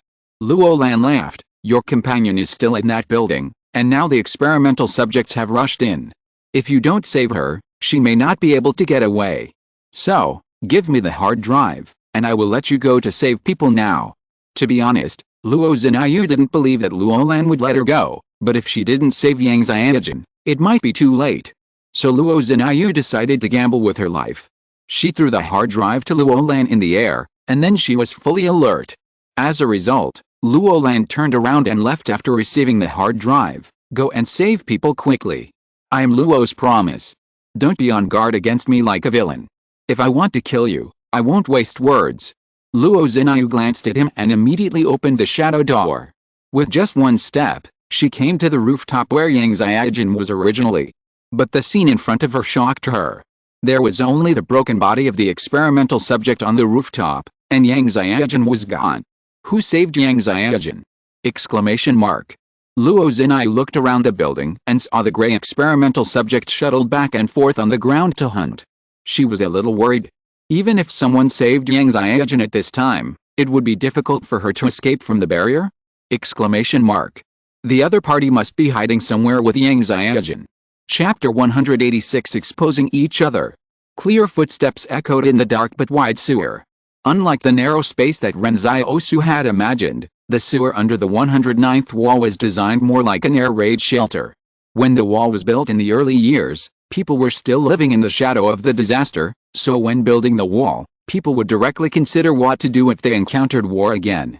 So when designing the 109th wall, the main drainage road was designed to be as wide as an air raid shelter. Of course, only the main road was designed in this way. A black shadow walked inside, carrying the unconscious Yang Xiaojin on his left shoulder and the suffering Ren Xiaosu on his right shoulder. Ren Xiaosu was also injured, and blood dripped from his drooping arm, falling drop by drop into the turbid sewage. As if attracted by the blood, there were huge rats in the sewer that peeked at the shadow and the two wounded on its shoulders in the dark. But for some reason, the rats never dared to attack. Ren Xiaosu was not only suffering from his own injuries, but also from the bites that Shadow had taken in the previous battle, which were all transmitted to him from Shadow.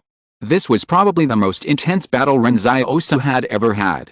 At first, he thought he was only facing 6 experimental subjects, but when the fight started, he found that the remaining 4 or 5 experimental subjects in the entire building were also attracted up. At that time, several experimental subjects were kicked down the building and died, and no bodies were left on the rooftop, so Luo Zinayu also misjudged the situation when she arrived at the battlefield. In Luo Zinayu's opinion, the extraordinary person who could kill 6 experimental subjects at the same time was terrifying enough, and she didn't even dare to think more. In this era when the extraordinary people just rose, everyone was groping forward in the field of the extraordinary. Unless they were born evil like Li Shunten, it would be difficult for the individual's strength to make up for the difference in numbers. In other words, no one's power can really ignore the number of enemies nowadays. The extraordinary people are not strong enough, otherwise they would not be hunted by the consortium and hide all over the world. But all the supernatural organizations have a consensus that such a powerful individual will be born sooner or later. Shadow was walking underground, and Yang Xiaojin suddenly woke up from a coma. She was so sore that she couldn't even lift her body. Ren Xiaosu. This voice was very abrupt in the empty sewer. Ren Xiaosu responded weakly. Where are we? Yang Xiaojin asked. That's a good question, Ren Xiaosu replied. Broadly speaking, we are in the sewer now. If you have to be serious, I don't know our specific location now. Yang Xiaojin immediately judged that Ren Xiaosu might also be injured, but judging from the other party's behavior of talking nonsense without pausing, the injury should not be particularly serious. At this time, the shadow stopped, and it finally found a dry platform to put Yang Xiaosu and Ren Xiaosu down. Yang Xiaojun and Ren Xiaosu sat on the ground leaning against the wall. Ren Xiaosu took out a candle, lit it and put it on the ground. He asked, "Why didn't Luo Zinayu pick you up this time?" "Maybe something happened." Yang Xiaojun recovered a little. "If there was no accident, she would definitely come." At this time, Ren Xiaosu had not given up hiding his identity. He said to the shadow, "Thank you, Lao Su." Yang Xiaojun laughed, "My wound hurts now, don't make me laugh." Lao Su ran back from more than 100 kilometers away to save us. Shouldn't we thank him? Ren Xiaosu said righteously. Su Xianchu has a tracker we secretly installed on him, Yang Xiaojun explained. He just crossed Tungsten Mountain this morning and continued to head towards the northwest of Barrier 178. That's the direction you told him to go. I remember you mentioned Zhang Jinglin. I didn't think much about it at the time. I just felt that the name was familiar, but I wasn't sure if it was the one I knew. Ren Xiaosu was angry. Why did you put a tracker on old Su? Don't change the subject, Yang Xiaojun said softly. So I never figured out a problem before. It was obviously you who I saw in Jingshan at that time, but the Qing group never issued a wanted notice for you. Instead, they offered a large reward for Su Xianchu. Ren Xiaosu said guiltily, "It has nothing to do with me. Don't throw dirty water on me." So your extraordinary ability is to replicate other people's extraordinary abilities, right? Yang Xiaojun asked softly. You have also replicated mine. I have studied it carefully. The angle at which you hold your gun is exactly the same as mine, without the slightest deviation.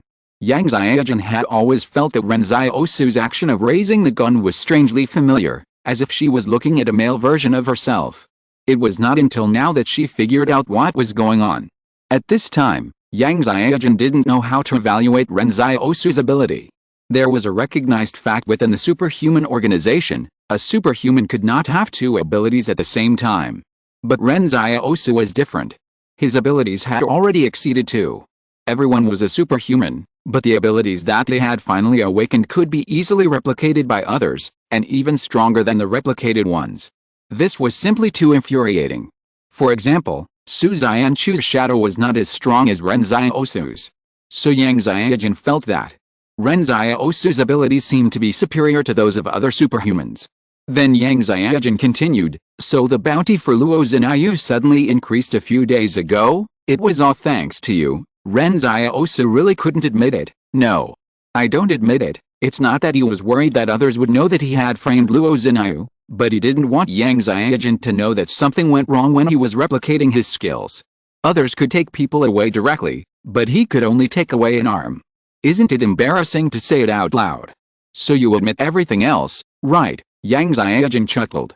Ren Xiaosu thought that he couldn't just let Yang Xiaojun expose his past. He had to fight back. He suddenly said, let's think about how we can escape from this barrier first. I have a plan. Although we can run faster, we don't have enough physical strength to run too far at full speed, so we need transportation. I know where there are bicycles parked. You can ride a bicycle. When your injury is healed, you can ride the bicycle and take me away. Yang Xiaojun paused and said calmly, okay, don't test me. I can't ride a bicycle either. Ho ha ho ha. Ren Xiaosu lowered his voice and laughed. Yang Xiaojun, you have calm to this day. Just laugh a few times, Yang Xiaojun said calmly. Chapter 187 Mission Unfinished. Lu Yuan is one of your thugs, right? So you knew I would go to that school, but you pretended to know nothing? Ren Xiaosu asked. Ren Xiaosu, stop it. Ha ha ha. As a result, Ren Xiaosu laughed for a long time, which made Yang Xiaojun laugh slowly, as if she was infected. In this dark sewer, all the light was the faint candlelight on Ren Xiaosu's side. Obviously, there might be a dangerous country occupied by experimental subjects above their heads, and danger could come at any time, but the two of them still cherished this time of finding joy in misery. Yang Xiaojun laughed and coughed. After she finally stabilized her breath, she suddenly asked, why did you come back to save me? I forgot to bring my wallet, Ren Xiaosu said as a matter of course. Yes, Yang Xiaojun responded. Everyone knew that this reason was lame, but no one exposed it. Yang Xiaojun said, don't worry, I won't tell anyone else about your secret, but you may not realize that you are very powerful among the extraordinary people. Yang Xiaojun recalled the battle scene at that time. In fact, she was not sure whether Ren Xiaosu could beat the 6 experimental bodies at that time, because in her opinion, there were not many extraordinary people who could face 6 experimental bodies at the same time. Nowadays, extraordinary people have sprung up like mushrooms after rain, but everyone's ability has not yet broken through a certain critical point. The thugs define this critical point as whether the extraordinary people can ignore the power of the group. To put it simply and crudely, it is whether the battle sequence of the consortium can be destroyed. Li Shenton is half, because his ability needs to rely on hypnotizing the target to achieve, which is a group against the group. As for his body's power, it may not be that strong. But one day, a truly powerful individual will appear in the extraordinary world. The thugs call the present the dawn of the gods. On the rooftop, Yang Xiaojun saw the ability of Ren Xiaosu's shadow, which is an existence that can completely crush the experimental body in terms of strength and speed, and even if multiple experimental bodies besiege it, it cannot be completely destroyed. But what surprised Yang Xiaojun the most was the knife that Ren Xiaosu and Yingzi both had. To be honest, Yang Xiaojun had never seen a knife that could cut the experimental subject in half. This didn't even seem like something that modern civilization could produce. It could only be attributed to another ability. On the rooftop at that time, Ren Xiaosu showed a strong fighting consciousness. The so-called fighting consciousness does not refer to skills, but instinct. Instinct cannot be trained.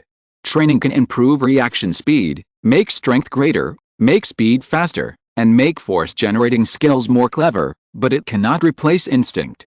Some people say that diligence can make up for clumsiness, but only the real elites understand that diligence can never replace talent. And Ren Xiaosu has such a fighting talent. If it weren't for the sudden attack of the experimental subject who climbed up later, Ren Xiaosu might not have been injured. At this time, Ren Xiaosu took out 2 compressed biscuits, handed one to Yang Xiaojun, and held the other in his hand. Yang Xiaojun took it without being polite to him. Both of them were injured and lost blood, and they had to replenish the necessary energy needed by the body. She looked at the candles on the ground beside her, and suddenly remembered that this seemed to be her first candlelight dinner in her life. Is this a candlelight dinner? Ren Xiaosu thought for a moment and said, "What is a candlelight dinner?" Yang Xiaojun smiled and said, "Nothing." Ren Xiaosu suddenly asked, "I heard you mention Zhang Jinglin just now. What kind of person is Mr. Zhang?" This question seemed to make Yang Xiaojun a little embarrassed. She even searched the words in her mind carefully, but couldn't find an accurate word to describe Zhang Jinglin. He is probably the most sober person in this era. This answer really stunned Ren Xiaosu. What kind of evaluation is this? What is his identity in Barrier 178? What is Barrier 178 protecting? Whether it is a barrier or a market town, the consortium will definitely try to tell you that in the outermost circle of all barriers, there are powerful beasts, terrible creatures, and insectoids that they drove away, Yang Xiaojun said. Isn't it? Ren Xiaosu was stunned for a moment. No, Yang Xiaojun said, the 178 barriers in the northwest and the 169 barriers on the edge of the northern grasslands are not to block wild beasts, but people, those who always want to invade the inland. Like the experimental subjects. Ren Xiaosu was puzzled. No, just like you and me, Yang Xiaojun said softly, even after experiencing disasters, the war between humans has never stopped. This is probably the most ironic thing. This is a secret that Ren Xiaosu has never come into contact with. It turns out that there are humans outside the barrier circle. Yang Xiaojun said, Zhang Jinglin was the original commander of the 178th barrier's combat sequence and the actual controller of the 178th barrier. He suddenly disappeared more than 10 years ago. Many people said that he was tired of war, but no one knew why. However, the people of the 178th barrier were waiting for him to return. It was a separate force independent of the barrier alliance. In recent years, the Frontier clan wanted to infiltrate the 178th barrier. As a result, when Zhang Jinglin returned, the clan's plan was all in vain. That group of killers only recognized Zhang Jinglin, not money. Ren Xiaosu was puzzled. Zhang Jinglin didn't look like a soldier. He was weak. How could such a person have such a strong background? However, this made Ren Xiaosu feel more relieved. Su Xianchu would definitely be treated preferentially when he went to the 178th barrier with a letter of introduction. He would feel better. Wait, Ren Xiaosu suddenly thought of a question at this time. Why hasn't he completed his mission to save the residents? Hasn't Yang Xiaojun been rescued? Does it mean that he must rescue the barrier to meet the definition of rescue? No, Ren Xiaosu always felt that something was wrong. He looked at Yang Xiaojun and asked tentatively, "Do you have a residence ID card of the 109th Rampart?" Yang Xiaojun was stunned for a moment and seemed to not understand why Ren Xiaosu asked this. "No, why do I need a residence ID card? If you have any problems, just ask Uncle Lu to do it. We don't need a residence ID card." Ren Xiaosu. "Oh, so you, Yang Xiaojun, are not considered a resident of the Rampart?" Question mark. No wonder the palace emphasized the need to save the Rampart residents at that time. It seems that the palace's original intention was to fear that Ren Xiaosu would only save Yang Xiaojun and not save others. But Ren Xiaosu did not understand the spirit of the mission at that time. Yang Xiaojun was puzzled at this time. "I felt something was wrong at the time. There were obviously many living people on the street running for their lives. Why did the experimental body send so many people to besiege me?" Ren Xiaosu thought for a while and said, "Maybe it's because you are not a resident of the Rampart." Yang Xiaojun. Chapter 188. I'll carry you. Yang Xiaojun stared at Ren Xiaosu in astonishment. He attacked her just because she was not a resident of the fortress? What kind of nonsense was this? At this time, Ren Xiaosu suddenly said, "This special group of experimental subjects is becoming more and more powerful. On the way to save you, I saw an experimental subject injecting a drug into a normal human. After the gray drug was injected into that person's body, the normal person seemed to have become a new experimental subject." This was the first time Yang Xiaojun heard of this. She was amazed and said, "Then if they inject this drug to all the residents of the entire barrier, wouldn't there be hundreds of thousands more experimental subjects?" "No, they are selective." "Yes," Ren Xiaosu said, "it should be that only special individuals are selected for injection, but the selection conditions are unknown. I think only by figuring out how the experimental subjects appeared can we figure out how they were screened. There must have been tens of thousands of refugees who survived the earthquake in Barrier 113, but the number of experimental subjects only increased by about 1,000 in the end." Yang Xiaojun suddenly said, "We have obtained intelligence from the Spark Company. The laboratory in Jingshan is indeed related to them. It was their laboratory before the disaster. Later, after the disaster, the laboratory lost contact, and they gave up that part of the experiment, and the relevant information was also lost." "Then do you know what experiments are being conducted there?" Ren Xiaosu asked curiously. "I don't know. I only know that the subjects of their experiments were cancer patients. Those cancer patients knew that they didn't have much time left, so they sold themselves to the Fire Seed Company and left a sum of money for their families," Yang Xiaojun said. At this time, Ren Xiaosu's wound began to hurt again. He took out the black medicine from the palace and applied it to himself. "Your wound needs to be applied with medicine too. Where are you injured?"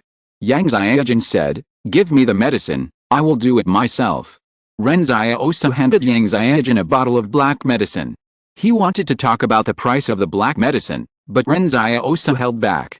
Yang Xiaojun blew out the candle, and then in the dark, she smeared her wound with black medicine. "I've heard that your black medicine is magical, but I didn't expect it to be so effective." "Well," Ren Xiaosu asked curiously in the dark, "are there any wounds that I can't apply it on?" With a sizzle, Yang Xiaojun had already relit the candle with a match, and Ren Xiaosu lowered his head to continue applying it on his wounds. Yang Xiaojun suddenly saw Ren Xiaosu lift up his shirt, and saw 4 deep blood marks on his waist and abdomen. They should have been dug out by the experimental subject with his claws, but fortunately, no internal organs were injured. She was surprised and said, "You didn't feel any pain just now." You know, Ren Xiaosu just talked to her calmly for a long time, but there was no pain in his expression. Ren Xiaosu calmly applied medicine on himself. "I'm used to it." The 3 words "used to" seem to have a kind of calm power, and the bitterness and suffering of more than 10 years were hidden in these 3 words. Used to pain. Used to being hurt. Used to endurance. Yang Xiaojun saw in the candlelight that beads of sweat had been falling from Ren Xiaosu's head, and the color of Ren Xiaosu's lips had turned white, which showed that she was seriously injured. She took the black medicine from Ren Xiaosu's hand, and then lifted Ren Xiaosu's clothes. She was shocked to see that Ren Xiaosu had more than 10 wounds on his body. Yang Xiaojun said, "I'll apply the medicine to you." Ren Xiaosu didn't say anything, and let Yang Xiaojin's fingers slide over the wounds. The girl's finger skin was not delicate, but had many calluses, which was obviously due to her hard training. In fact, Ren Xiaosu knew very well when he was in Jingshan that Yang Xiaojin was different from other delicate girls. "Does it hurt? Tell me if you hit me too hard," Yang Xiaojin asked softly. "Turn around, there are also wounds on your back." Yang Xiaojin's tone left no room for doubt. Ren Xiaosu thought for a moment and said, "There should be a lot of experimental subjects above where we were just now. Now we have been walking for a long time, and we should be close to the gate of the barrier, but I am not sure if we have the chance to get out. It is of course easy to climb to the ground from here, but how can we escape the pursuit of the experimental subjects? If you climb out and run into the experimental subjects, and they chase you hundreds of kilometers out of the barrier, you will still die." Ren Xiaosu felt a coolness after applying the black medicine, and he seemed to be in a much better mood after the pain was relieved. "But I think these experimental subjects must need to rest during the day, so we are now quietly waiting for the day. When they hide, we will go out to escape and quickly recuperate." Yang Xiaojin suddenly asked, "It's no secret that they hate light. Your judgment is correct. They will definitely hide and hibernate during the day."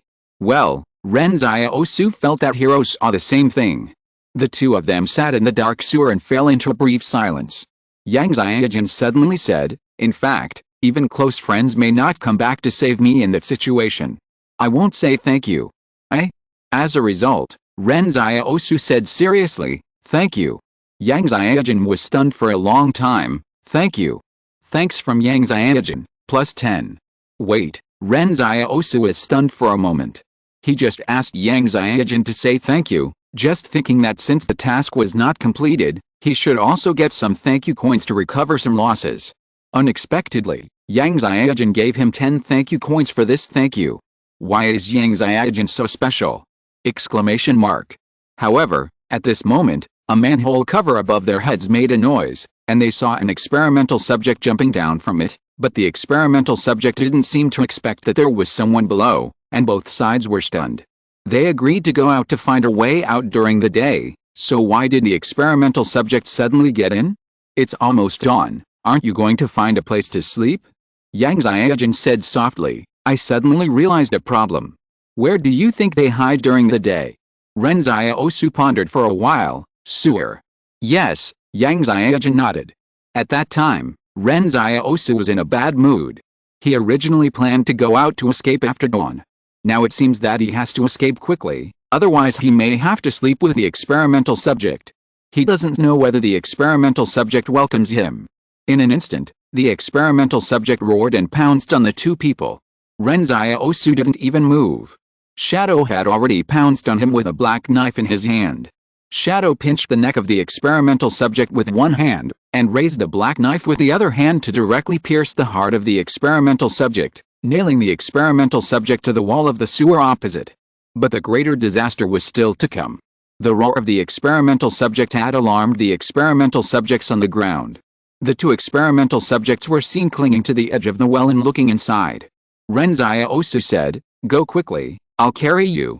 He couldn't let Shadow carry Yang Xiaojin, because he needed Shadow to fight. What Ren Xiaosu didn't expect was that because he had just experienced a high-intensity battle at night and was injured, he was already a little exhausted. Just standing up was very strenuous. At this moment, Yang Xiaojin half-squatted in front of him. "I'll carry you."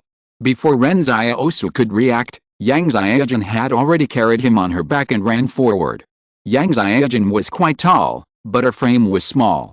Ren Xiaosu always felt a little awkward when she carried him on her back, because he had never relied on others even in the most difficult environment before. He went back to the barrier to save people, but now he was carried away by the person he wanted to save. Chapter 189, Experimental Subjects in the Sewer. The dark sewer was full of dangers. When Ren Xiaosu and his companions were fleeing, the manhole covers above their heads were constantly opened by the experimental subjects, and then new experimental subjects joined the pursuit. The Shadow holding the black knife had amazing killing power, but he could not fight at this time. The Shadow fought and retreated with the experimental subjects behind him, because there would be more and more experimental subjects in the sewer. Yang Xiaojin ran in the sewer with Ren Xiaosu on her back. When her feet stepped on the sewage, there was a splashing sound. Ren Xiaosu could also hear Yang Xiaojin's heavy breathing. He knew that Yang Xiaojin was also at the end of her strength. It was too strenuous to carry someone on her back at this time. Ren Xiaosu said, "Why don't you put me down?"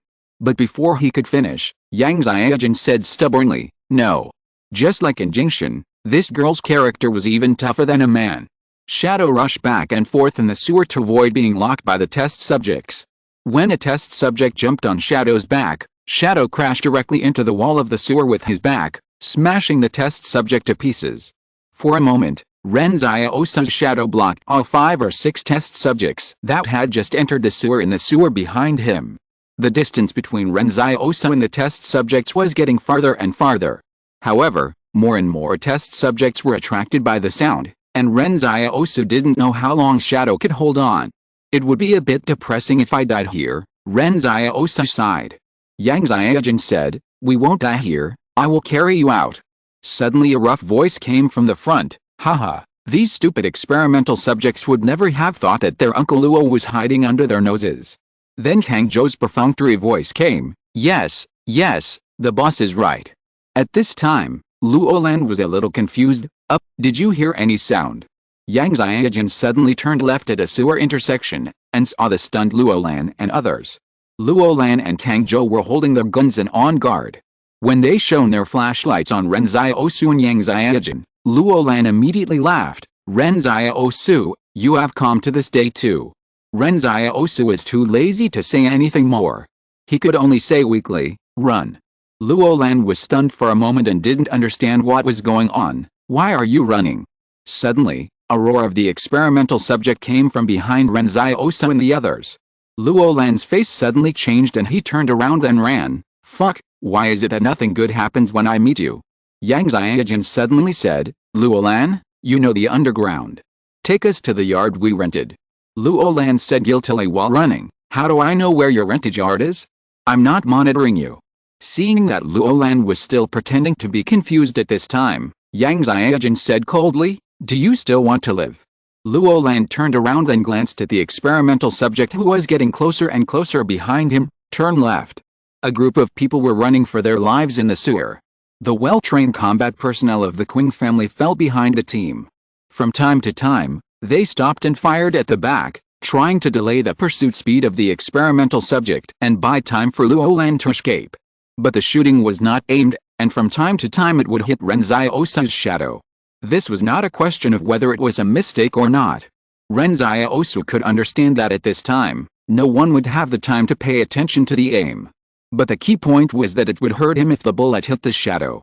This series of shooting made Ren Xiaosu grimaced and sweat broke out on his head, but he couldn't say anything. Luo Lan accidentally looked back and saw the shadow. He ran while muttering, "I didn't expect Su Xianshu to be still in the barrier. Where is his real body? I heard that this shadow is not afraid of bullets." It turns out to be true. Ren Xiaosu looked at Luo Lan's fat back expressionlessly and silently kept this account in his heart. At this time, Luo Lan looked at the direction and yelled, "We're here, climb up." As he said that, a group of people climbed up the rusty ladder in the well. More than 100 Qing's combat personnel formed a simple fire interception point below. They half knelt in the sewage of the sewer and took turns shooting. After the first row of people finished shooting, the second row immediately carried out a new round of fire interception. Only in this way can so many experimental subjects behind them be blocked in the sewer. Even if the experimental subjects are creatures that are not afraid of bullets, they dare not rush into such a dense rain of bullets. Ren Xiaosu controlled Shadow to force his way over. The pain of being shot almost made him faint. At this time, Shadow no longer needed to intercept, so he asked Shadow to carry him and Yang Xiaojin on his shoulders again. Ren Xiaosu knew that Yang Xiaojin was about to collapse. Just now, she relied entirely on willpower to run so far with Ren Xiaosu on her back. A group of people took turns climbing up, but the experimental subject still couldn't break through the firepower net of a Qing's soldiers. However, as everyone climbed up one by one, the number of people responsible for firepower interception below became fewer and fewer. In the end, someone had to stay in the well, because they stopped the experimental subjects for others, but no one could stop the experimental subjects for them. The experimental subjects in the well have found that the firepower is getting weaker and weaker, and they are beginning to get restless and want to pounce. Luo Lan yelled in the well, "Come up quickly." But the remaining 5 people in the sewer took off the grenades from their combat uniforms and laughed. "Boss, it's too late, you escape and drink some wine for us." "Stop the fucking nonsense, do you want me to drink to death?" Luo Lan cursed at the people in the well. As he was about to go back into the well, Tang Zhou held him tightly. "Boss, you will die if you go back. What's there to be afraid of? Let's die together." Luo Lan cursed, "Let me go." However, at this moment, Ren Xiaosu's shadow put the 2 people on his shoulders on the ground and jumped back into the sewer. The black shadow stood in front of the 5 Qing soldiers with a black knife in hand, and opposite it was the surging experimental subjects. The shadow turned around and waved to the 5 Qing soldiers, "Go away." The Qing soldiers looked at each other. They didn't expect such a turn. Everyone whispered thank you and climbed up the ladder in a hurry, and the shadow was instantly submerged by the experimental subjects. Those experimental subjects covered the shadow like a swarm of spiders, and even the shadow's physical fitness could hardly make an effective resistance. Ren Xiaosu said harshly, "Blow them up." Luo Lan was stunned. Su Xianchu's shadow is still down there. However, he hesitated, but Yang Xiaojun did not. She knew that Ren Xiaosu must have a reason for saying that, and she didn't need to think about what the reason was. If you're listening to this novel on a channel other than Fanfic World, it means they downloaded and uploaded it without effort. We cordially invite you to visit our channel, Mundo Fanfic Novelis. There you'll find the original version of this story, and you can explore many other novels of various genres. We're waiting for you to immerse yourself in a world of incredible novels. Chapter 190, Passing by Thanks Coin. Yang Xiaojun snatched 2 grenades from a Qing soldier. The soldier subconsciously wanted to avoid Yang Xiaojun. After all, it was the instinct of every soldier to protect his weapons. As a result, he felt a numbness in his hand and the grenade was taken away. Yang Xiaojun resolutely pulled the safety of the grenade and threw it into the sewer. There was a loud bang like an earthquake, and the bricks and stones on the street were blown up. The test subjects in the sewer could not withstand the power of 2 grenades exploding at the same time in this confined space. They were shocked and fell to the ground with blood flowing from their 7 orifices. However, even so, everyone found that there were still a few of the 10 test subjects who were fine. Ren Xiaosu said coldly, "Explode again." Yang Xiaojun grabbed 2 more grenades and threw them in. It was not until this time that the remaining test subjects who could still move retreated and let go of Ren Xiaosu's shadow. Ren Xiaosu lay on the ground with his head buzzing. It was the first time he knew that the power of grenades was so great. That feeling was like having 10,000 knives cutting his flesh. The power of the blasting shrapnel was even more amazing than he had imagined. But he dared to let Yang Xiaojun throw the grenade because he knew that although he had to endure the pain caused by the grenade explosion, Shadow would be fine. But after this time, Luo Lan owed him a huge favor, right? Shadow came out from the well, and Luo Lan held Shadow's hand with tears in his eyes. "Su Xianshu, thank you for this time." Ren Xiaosu thought to himself that this had nothing to do with Su Xianshu. But he couldn't explain it yet. In the past, he always blamed Shadow, but this time he did a good deed, and Ren Xiaosu himself was a little uncomfortable. Luo Lan suddenly said, "Say thank you to him. If it weren't for Su Xianshu, 5 of our brothers would have died in the sewer." "Thank you, Su Xianshu." Seeing a lot of people thanking Shadow in unison, Ren Xiaosu didn't receive a single thank you coin. Ren Xiaosu was immediately heartbroken. More than 100 thank you coins, just gone like that? Exclamation mark. You know, he is only 800 more thank you coins short of unlocking the weapon in the side quest too. If Luo Lan takes the lead in thanking him a few more times, won't his weapon be unlocked? 100 thank you coins can exchange for a weapon as powerful as the black knife. If it weren't for the black knife, Ren Xiaosu would have died countless times. So Ren Xiaosu has been looking forward to what a weapon worth 1000 thank you coins would look like. As a result, he actually missed hundreds of thank you coins at once. At this moment, Ren Xiaosu wanted to admit everything that happened before. As long as he had thank you coins, it didn't matter whether he was wanted or not. However, Luo Lan looked at Ren Xiaosu at this time. "Su Xianchu just carried you two to escape, and you two didn't even say thank you." Ren Xiaosu, "Thank you." Yang Xiaojun hid her smile and thanked Yingzi. She suddenly felt that this scene was really interesting, but now there was no time to tease Ren Xiaosu. She said, "The explosion here will definitely attract a large number of experimental subjects. Everyone, take the bombs in the yard." Yang Xiaojun kicked open the small door of the yard, and everyone was stunned on the spot. They saw that the ground in the yard was full of cluster bombs. Ren Xiaosu was thinking that Yang Xiaojun slept in class every day. It turned out that she didn't sleep at night and used all her time to make bombs. Ren Xiaosu said, "I also have bombs next door." More than 100 people from Qing looked at Ren Xiaosu and Yang Xiaojun silently. Everyone thought that these two people looked young, so why did they do things so violently? Luo Lan shouted, "Why are you all standing there? Hurry up and carry them on your backs. Find a place to place the explosives on the road and blow up those bastards." Now that they had the bombs, Yang Xiaojun didn't need to teach them how to use them. The Qing fighters who followed Luo Lan were all elite soldiers in the army and were so familiar with using them. Luo Lan and his men had smuggled in a lot of explosives, but they had used them up when they attacked the Li family. Now that they had replenished their munitions, they all looked eager to try. Everyone had been chased by the experimental subjects for so long, and they had to kill some of them to vent their hatred. As expected, the explosion of the 4 grenades in the sewer attracted hundreds of experimental subjects around. When Luo Lan ran away, he looked back and found that the experimental subjects were moving freely between the irregular buildings as if they were walking on flat ground. Suddenly, with a rumble, a sky-high flame broke out behind them. The experimental subject who happened to pass by the explosives was blown away by the huge horizontal force. The Qing soldiers who were in charge of placing the explosives looked at each other. They originally thought that the explosives would not be too powerful. After all, they were all made by primitive methods, but the power of this bomb was far beyond their imagination. They couldn't help but look at Yang Xiaojun. This was actually made by a girl? Exclamation mark. Several experimental subjects were blown to pieces, but this did not scare the rest of the experimental subjects, but instead aroused their wildness and ferocity. Explosions continued to sound behind Ren Xiaosu and the others, but after the bombs exploded on the path that their experimental subjects were chasing, the number of experimental subjects did not decrease. It's not that they failed to blow up the experimental subjects, but that new experimental subjects kept catching up. These experimental subjects seemed to be determined to kill them. Luo Lan covered his head with a toothache and said, "Although there are many bombs, there are more test subjects. Even if we run out of the barrier, we can't escape their pursuit."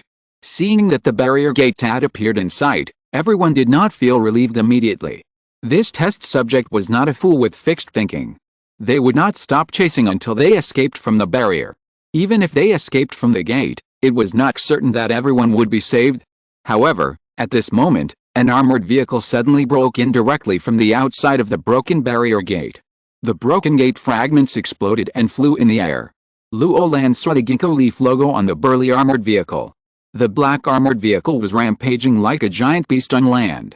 One after another, the Qing armored vehicles roared in. Ren Xiaosu counted them roughly and felt that there must be dozens of them? Exclamation mark. Could it be that a combat unit of the Qing family came?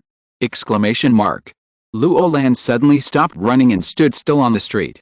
Facing the rushing experimental subjects, he laughed wildly. "Grandsons, Grandpa's reinforcements have arrived, ho ha ho ha."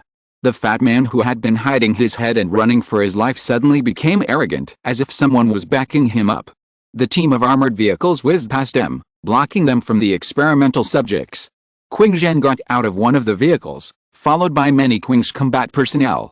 Chapter 191 The Mountain Collapses. These Qing's combatants ran to their combat positions. They saw heavy machine guns mounted on their armored vehicles. When Qing Zhen calmly ordered them to open fire, the heavy machine guns suddenly spit out flames and roared like thunder. Countless bullets quickly intertwined into a net within the visible range, and a terrifying metal storm was pulled against the experimental subjects. Dense bullet shells fell from the top of the armored vehicles. In just half a minute, the ground around these armored vehicles turned into yellow piece. It was a road paved with bullet shells. Those experimental subjects who were not afraid of bullets were directly penetrated by bullets when they were swept by the metal storm. They were blown away by the huge impact of the bullets. Before they could fall to the ground in the air, they were beaten into a pool of rotten meat by the torrent of bullets that swept in again. There were countless houses here originally, but when the metal storm swept over, the rows of walls were destroyed like powder. The buildings that collapsed due to bullets were like mountains collapsing.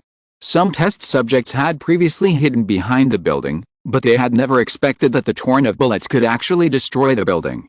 Ren Xiaosu did not continue to run away, but stared at this violent and bloody scene in a daze. This was probably the reason why humans once controlled the world. That huge civilization created weapons that even ghosts and gods feared. Those roaring armored vehicles were the real ferocious beasts, and those bullets turned into a sea of sharp arrows in an instant. This power was as terrifying as its tsunami. This was a heavy machine gun unique to the Qing group. The entire gun body was like a heavy iron box. The nickname of this heavy machine gun was Shenking, which meant that it could destroy mountains. At this time, Ren Xiaosu saw that there seemed to be several metal pipes connected to the gun body inside the armored car. It was the armored car's own condensation equipment, and the gun body and barrel were overheated. Qing Zhen stood in the middle of the road, quietly watching the test subjects retreat little by little in the hot weapons of human civilization.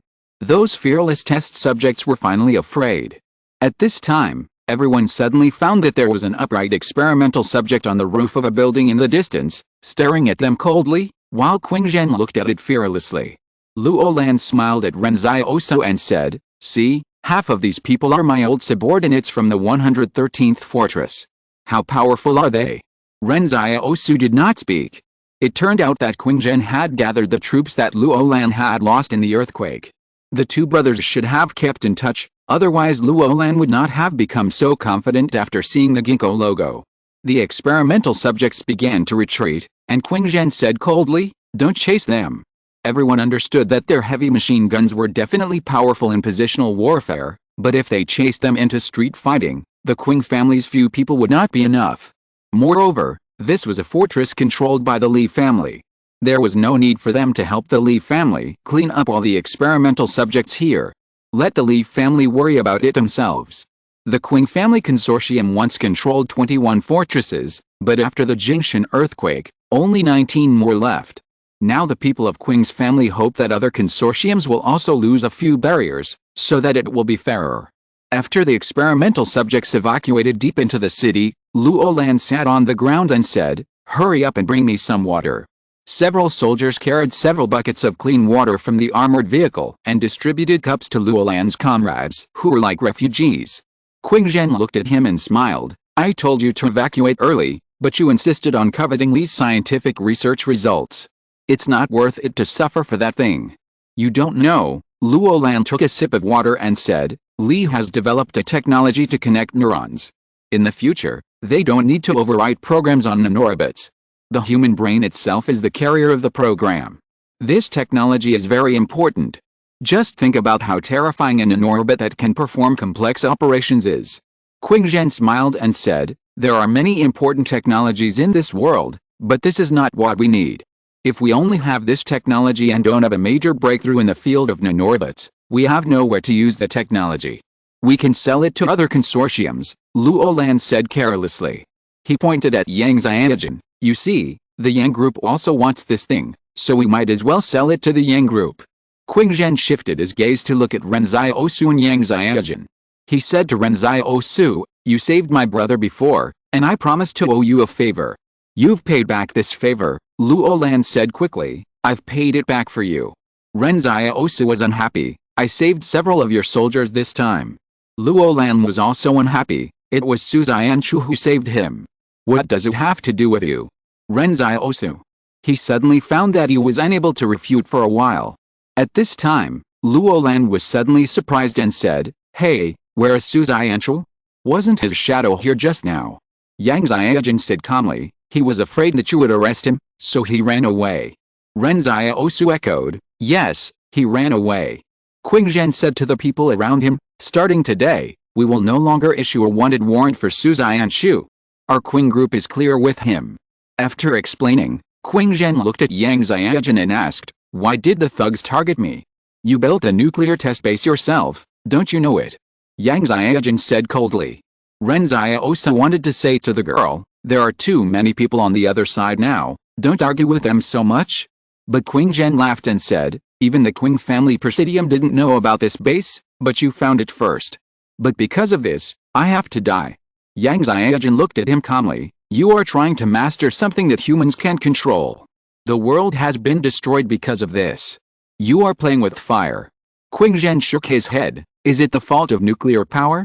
That is the fault of mankind. You don't know how beautiful the blue light in the nuclear reactor is. It is a gift from the world. Humans should not try to master the power that can destroy themselves, Yang Xiaojun insisted.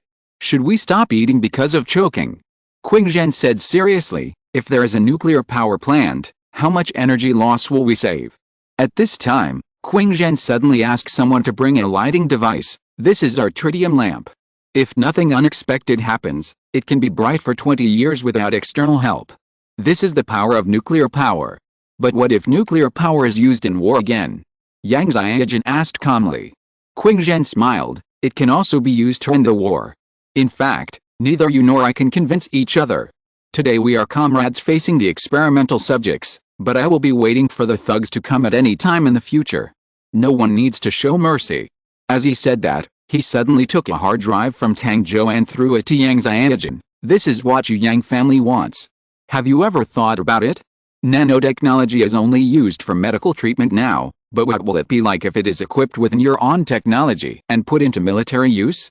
Doesn't the Yang family want to obtain this technology for the purpose of war? Thanks to Elbow Star, Lonely, and Puppy for becoming the new leaders of this book. There is one more chapter to play for a while. I'll have a meal first. Chapter 192. Look at this pot, it's big and round. Actually, what Qingzhen said was right.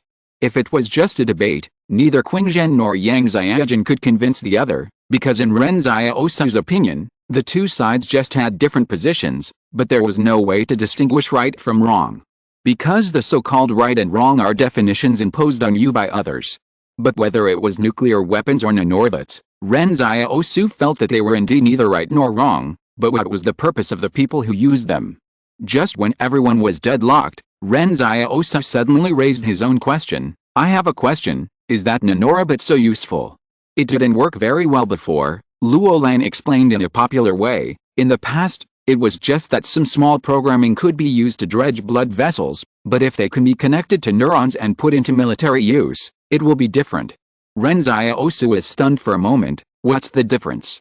Think about it, those tiny but tough nanorobots can become your new bones and muscles, and after connecting to neurons, they obey commands like your fingers, without any specific instructions, just use them the way you use your hands, Luo Lan said.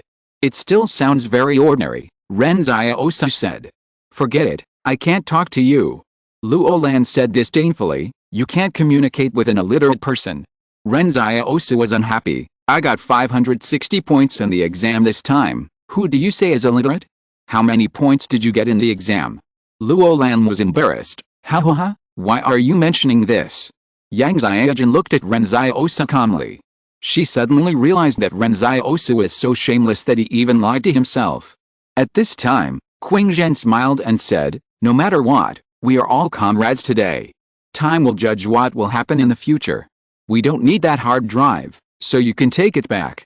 Yang Xiaojun suddenly asked, you caught living experimental subjects in the past. Have the research results come out? What are they like? Qingzhen thought for a while and said, you may not believe it when I tell you, they are full of cancer cells. No, to be precise, it is a kind of cancer cell that has achieved its own balance. Everyone knows that the cancer cells we have discovered now are actually not of the same size, and there will be giant nuclei, binuclei, and heteromorphic nuclei, but the difference in them is that they are all binucleated, and the neat arrangement is even the same as normal human cells. I suspect that this is the former Spark company trying to find a way to achieve immortality. After a woman died, the cancer cells in her body were revived, and eventually the cancer cells that multiplied tens of thousands of generations were named HeLa cells. Ren Xiaosu suddenly asked, are these all confirmed, or are they just your guesses? Oh, Qingzhen smiled, my guess. After all, it hasn't been long since we started studying the experimental subjects. You just listen to it. Ren Xiaosu wondered why you were so sure when you were just guessing. Wait, Yang Xiaojun suddenly guessed, then they selectively inject drugs into humans, so does this choice only select people with cancer cells? Qingzhen said, but I think that cancer cells are born from the genetic mutation of a cell. If you want to define it, you can also think of it as a kind of evolution that cannot be controlled in direction. It's just that in my opinion, this kind of evolution is always a defective product. Today Ren Xiaosu came into contact with all kinds of speculations, some of which he had never come into contact with before. At a certain moment, Ren Xiaosu envied these people for having received a complete education, because it meant that the people in front of him had a complete understanding of the world. Let's go our separate ways now, Qingzhen smiled and said, come to think of it, I'm still under house arrest. Aren't you worried that they will pose a threat to this world? Ren Xiaosu suddenly said. Qingzhen waved his hand and stepped onto the armored vehicle. I haven't taken them seriously yet. Maybe only children would think how scary they are. Ren Xiaosu looked at Yang Xiaojun. He thought that it was no wonder that Yang Xiaojun wanted to shoot him with a sniper rifle. It was a pity that such a pretentious player didn't shoot him. However, his relationship with the Qing family has suddenly changed from hostility to an inexplicable relationship. At least the next time he meets Luolan, the two of them don't have to decide whether to live or die immediately. In fact, Ren Xiaosu's position does not conflict with that of the Qing family. He is just an ordinary extraordinary person who wants to live well in this wasteland world. Ren Xiaosu watched the armored vehicles go away. He suddenly summoned a shadow to carry himself and Yang Xiaojun and ran away. The experimental subjects retreated because they were afraid of the armored vehicles. Now that the armored vehicles have left, they might not be able to escape if they don't run. What are your plans for the future? Ren Xiaosu asked, bouncing on Shadow's shoulder. Back to Barrier 88, Yang Xiaojun said. Barrier 88, it sounds so far away, Ren Xiaosu sighed. After all, there is a big difference in serial numbers. Not too far, Yang Xiaojun said, only 2 barriers apart. Hey, why are the serial numbers so far apart? Ren Xiaosu was puzzled. It used to be called Barrier 101, Yang Xiaojun explained, then the previous consortium said it was called 88 Geely, so it was renamed. The former Barrier 88 is now called 101. Ren Xiaosu was stunned for a long time and couldn't say anything. How could it be like this? This is too feudal and superstitious. What about you? What are your plans? Yang Xiaojun asked. I'll find Yan Liwen and the others first. I told them to go north before, Ren Xiaosu said. At this time, the sky had just brightened.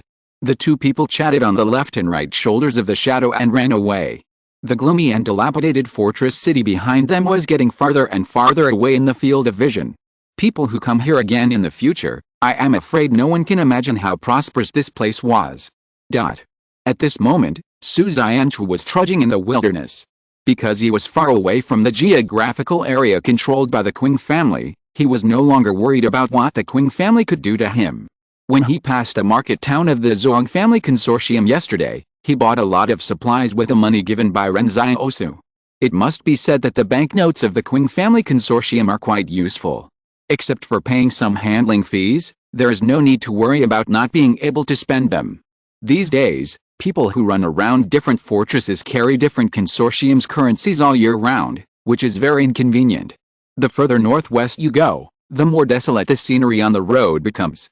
Sometimes a gust of wind can blow up the yellow sand all over the sky. Suddenly Su Xianchu stopped walking. He was shocked to see a group of people riding motorcycles in the wilderness. Feeling the danger approaching, Su Xianchu immediately summoned his shadow. The refugees in Zhuang's market town told him that he should be careful of bandits if he went north.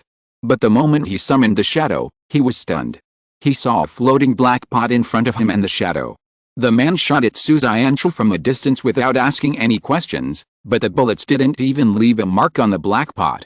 Su Xianchu was happy. His ability had actually evolved! Exclamation mark.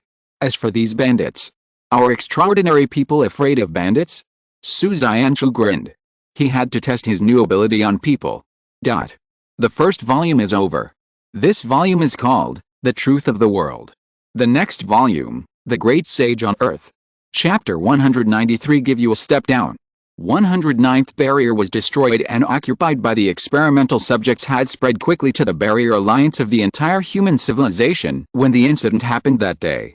If the destruction of 113 and 112 was caused by earthquakes and natural disasters, and humans could do nothing about it, then the destruction of the 109th barrier means that the survival status of humans is once again challenged by non-human species. Because the 109th barrier was not destroyed by natural disasters, the threat came from a new ethnic group, and this ethnic group was very aggressive. The barrier has stood in this world for hundreds of years, And some powerful dynasties of human civilization have only existed for more than 200 years, so humans are almost accustomed to the safe life in the barrier. However, now, the appearance of the experimental subjects tells humans that they must re-examine this world. The road from the 109th barrier to the Qing family's 111th barrier is very flat. At this time, the armored convoy did not know where it went, and only 2 off-road vehicles were left running in the wilderness. Along the way, the off-road vehicles raised huge dust behind them, which was amazing from a distance. Qing Zhen sat in the back seat of the car with his eyes closed, seemingly thinking about something. Luo Lan, who was sitting next to him, had been eating and occasionally spoke to Qing Zhen. Are we really going back to Barrier 111 and surrender? Luo Lan said indignantly, the Presidium is killing the donkey after it has done its job. We have done so much for Qing Corporation, and now they are putting us under house arrest. Qing Zhen opened his eyes and looked at Luo Lan quietly. Just say you are a donkey, don't take me with you. Oh, you used the wrong word, Luo Lan corrected, but you understand what I mean. Qing Corporation is our home. If we don't go back to Qing Corporation, where else can we go back to? Qing Zhen said boredly, come back with me this time. You will be safer with me. If I put you in someone else's barrier, I don't know what you will do.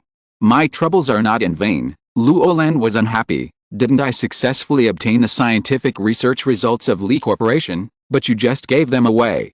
By the way, why did you give it to the little girl of Yang Corporation? Even if our nanorocket technology has not made any breakthrough progress, what if there is a breakthrough in the future? Think about it, we are both ordinary people. These nanorobots can make us the same as extraordinary people. Qing Zhen was too lazy to explain so much. I don't like fighting and killing. But you have been doing fighting and killing, Luo Lan said. Everyone thinks you are best at this, right? What I am best at is growing flowers, Qing Zhen explained seriously. I warn you, when you go back, you can't even touch the flowers I grow. Okay, Luo Lan curled his lips. Why should I touch your flowers? I can touch women. Having said that, I still think it's a pity to give the hard drive to Yangs. Qing Zhen smiled and said, it's not a pity. One of Li's barriers has been destroyed and their scientific research results have been taken away. In order to resolve internal conflicts, they will definitely direct the conflicts to the outside. At that time, Yangs will become their target. Only when our 2 neighbors fight can we rest assured. It's not that easy to fight. We haven't had a real war for a long time, Luo Lan said. Qing Zhen looked out the window and said calmly, here is the problem. The human world hasn't fought a war for a long time. If we humans don't start a war, are we still greedy humans? Look at what you said, you are vilifying humanity. I don't like war. It's all because of the pressure of life, Luo Lan said, but the thugs have now discovered your secret base, so we have to strengthen our precautions. Qing Zhen said calmly, they didn't find it, they just guessed. How do you know? Luo Lan was stunned. Given the character of the thugs, Qing Zhen smiled. If they had discovered our nuclear test base, they would have blown it up long ago. At this time, Luo Lan suddenly shouted, hey, look ahead. They saw a convoy parked on the road ahead, fully armed and blocking the road they had to take to get to the 111 barrier. The vehicles were all printed with the ginkgo leaf logos. Luo Lan was amused, the Presidium really values you. Qing Zhen waited for their cart to stop before getting out. A man in a suit and sunglasses from the opposite convoy walked over. Qing Zhen, do you know that you are under house arrest now? Qing Zhen explained sincerely. Secretary Zhou, listen to my explanation. Did you want to bring the fat guy Luo Lan back for house arrest? I'm helping you catch him now. Luo Lan echoed from the side. Yes, he caught me back. It took a lot of effort to catch me back. I resisted fiercely. Secretary Zhou, who was wearing a suit, was stunned for a moment. He originally thought that the 2 sides would have a conflict because of this. He even brought troops here. Unexpectedly, Qing Zhen actually found such an excuse, which made him a little emotional. Secretary Zhou said coldly, don't think I don't know what you did at the 109th fortress. Where is your army? Qing Zhen, as a member of the consortium, you even raised a secret army. Qing Zhen said sadly, the troops were all killed in the process of arresting Luo Lan. Luo Lan shouted, yes, Luo Lan, am not so easy to catch. Secretary Zhou was so angry that he laughed. What kind of crosstalk are you 2 telling me here? However, Qing Zhen's expression gradually calmed down. I'll give you a step, just walk down by yourself. Suddenly, Secretary Joe suddenly felt that the hair on the back of his neck stood up. It was as if there was a tiger in front of him. Even if the other party was just standing quietly, it was like a ferocious beast, which made people feel scared. Qingzhen walked up to Secretary Joe, took off his sunglasses, and put them on his own face. The sun is a bit strong, and I just need a pair of sunglasses. Secretary Joe, if you want to ask about that army, you have to ask the Presidium to ask me in person. You are not qualified.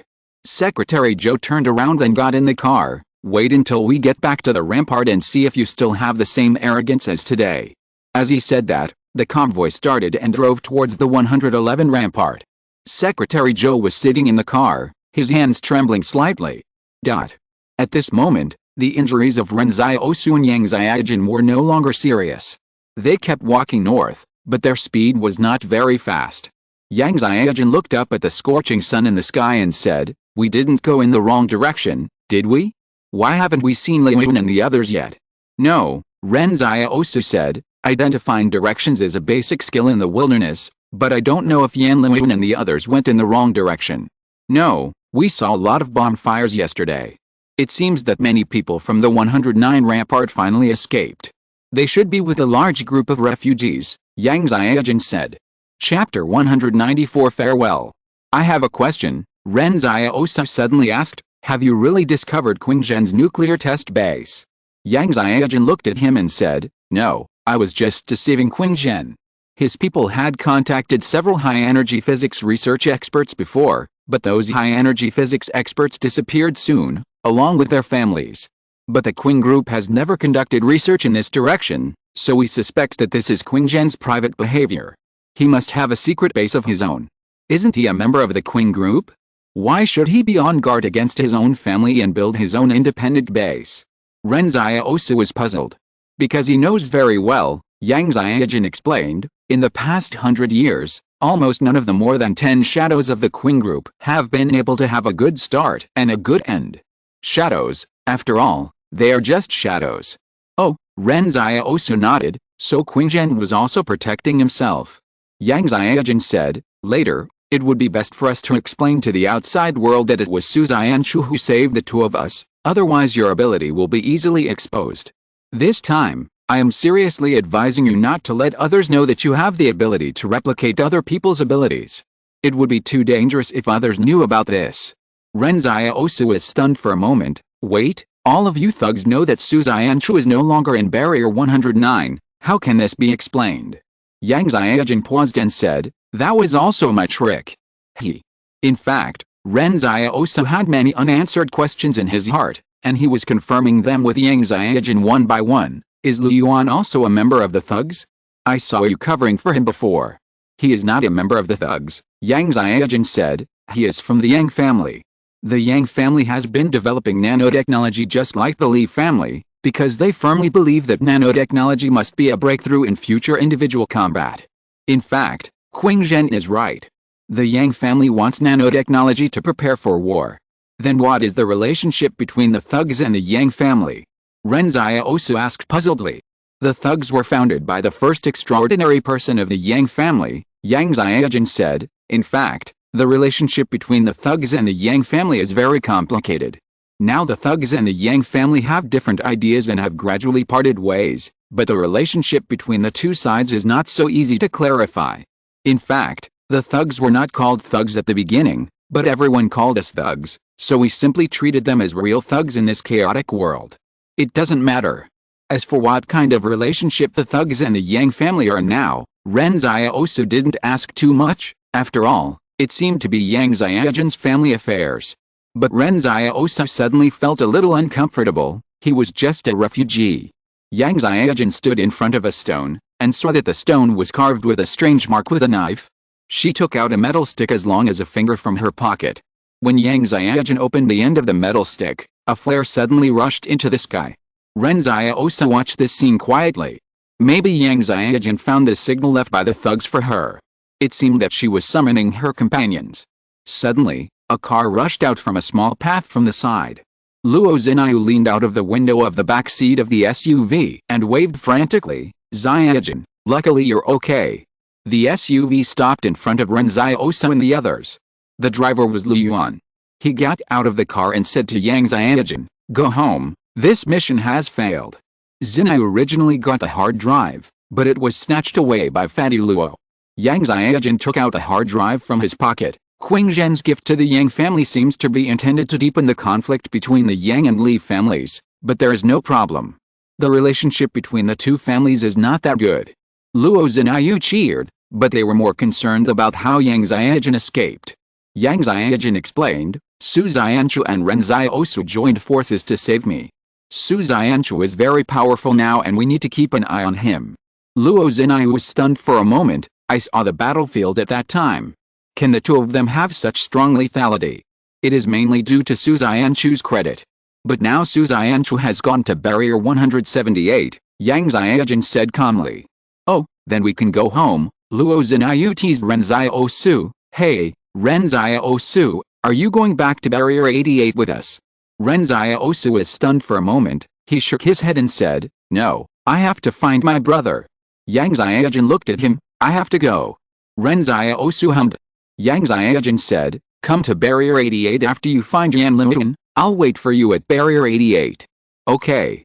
After that, Yang Xiaojin jumped on the off-road vehicle. Lu Yuan stepped on the accelerator, and the off-road vehicle roared away. In fact, Ren Xiaosu knew that the two sides would eventually part, but the parting of adults is always light and peaceful, and sadness is only for poets. Those who want to meet again will always meet again. Ren Xiaosu watched the car gradually go away, and suddenly remembered something and shouted, "Give me a ride north." However, the off-road vehicle had already gone far away. Suddenly, snowflakes began to fall from the sky. This was the first snowfall of this winter, and it looked particularly large. The fluttering snowflakes seemed to be washing away the bloodstains on the wasteland.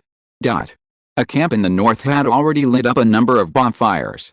Tens of thousands of people were shivering in the cold wilderness, and only the little firelight in front of them could give them some warmth. Although the experimental subjects had tried their best to hunt down the residents of the fortress when they broke into the city, they were only more than 1,000 after all, while the number of residents of the fortress was hundreds of thousands. Someone would eventually be able to break through their siege. Moreover, the little girl next to Li Shen also took action at that time, opening a way out for a group of refugees. Now Li Shen and the little girl named Si Liren have disappeared. Before they left, the refugees begged the two people to take them with them. As a result, Li Shenton told them to go north. If they found a group of people riding bicycles in the north, they would have a way out. It sounded more like a little joke between Li Shenton and Ren Xiaosu. The refugees worshipped Li Shenton, who saved them, as a god. However, they did not know that Li Shenton was actually one of the initiators of the disaster. After taking revenge on the Li's consortium of the 109th barrier, Li Shenton did not make any more moves, but headed towards other barrier cities of the Li's. He seemed to be trying to overthrow the entire Li family by himself. Then, the refugees met a bicycle team that was repairing in the north. Compared with Yan Liuan and his friends who were riding bicycles and carrying backpacks, the refugees looked much more miserable. At this time, Wang Fuge suddenly said mysteriously, "Liuan, I found a good thing. Maybe it can be of great use." Yan Liuan looked at Wang Fuge. "Uncle Fuge, what did you find?" Wang Fuge carefully took out a deck of playing cards. See, a box of bombs. Chapter 195 Ziksha. Yan Liuan looked at the box of worn-out playing cards in Wang Fuge's hand, and explained seriously, "The playing cards in my brother's hand are the bomb, but in your hand, it can only be used to play landlord."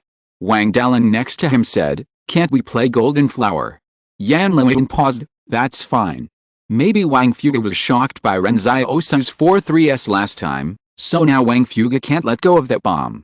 He was very happy to pick up a box of playing cards that someone dropped on the road.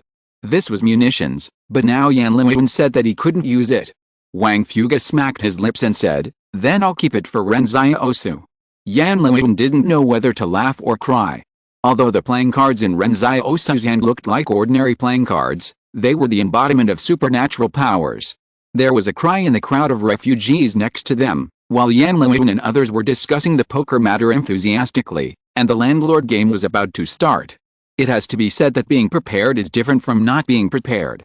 Although it is very cold outside, it is still very difficult to endure even if you are fully prepared. However, people live in comparison. When you see how miserable other people are, you will not feel miserable.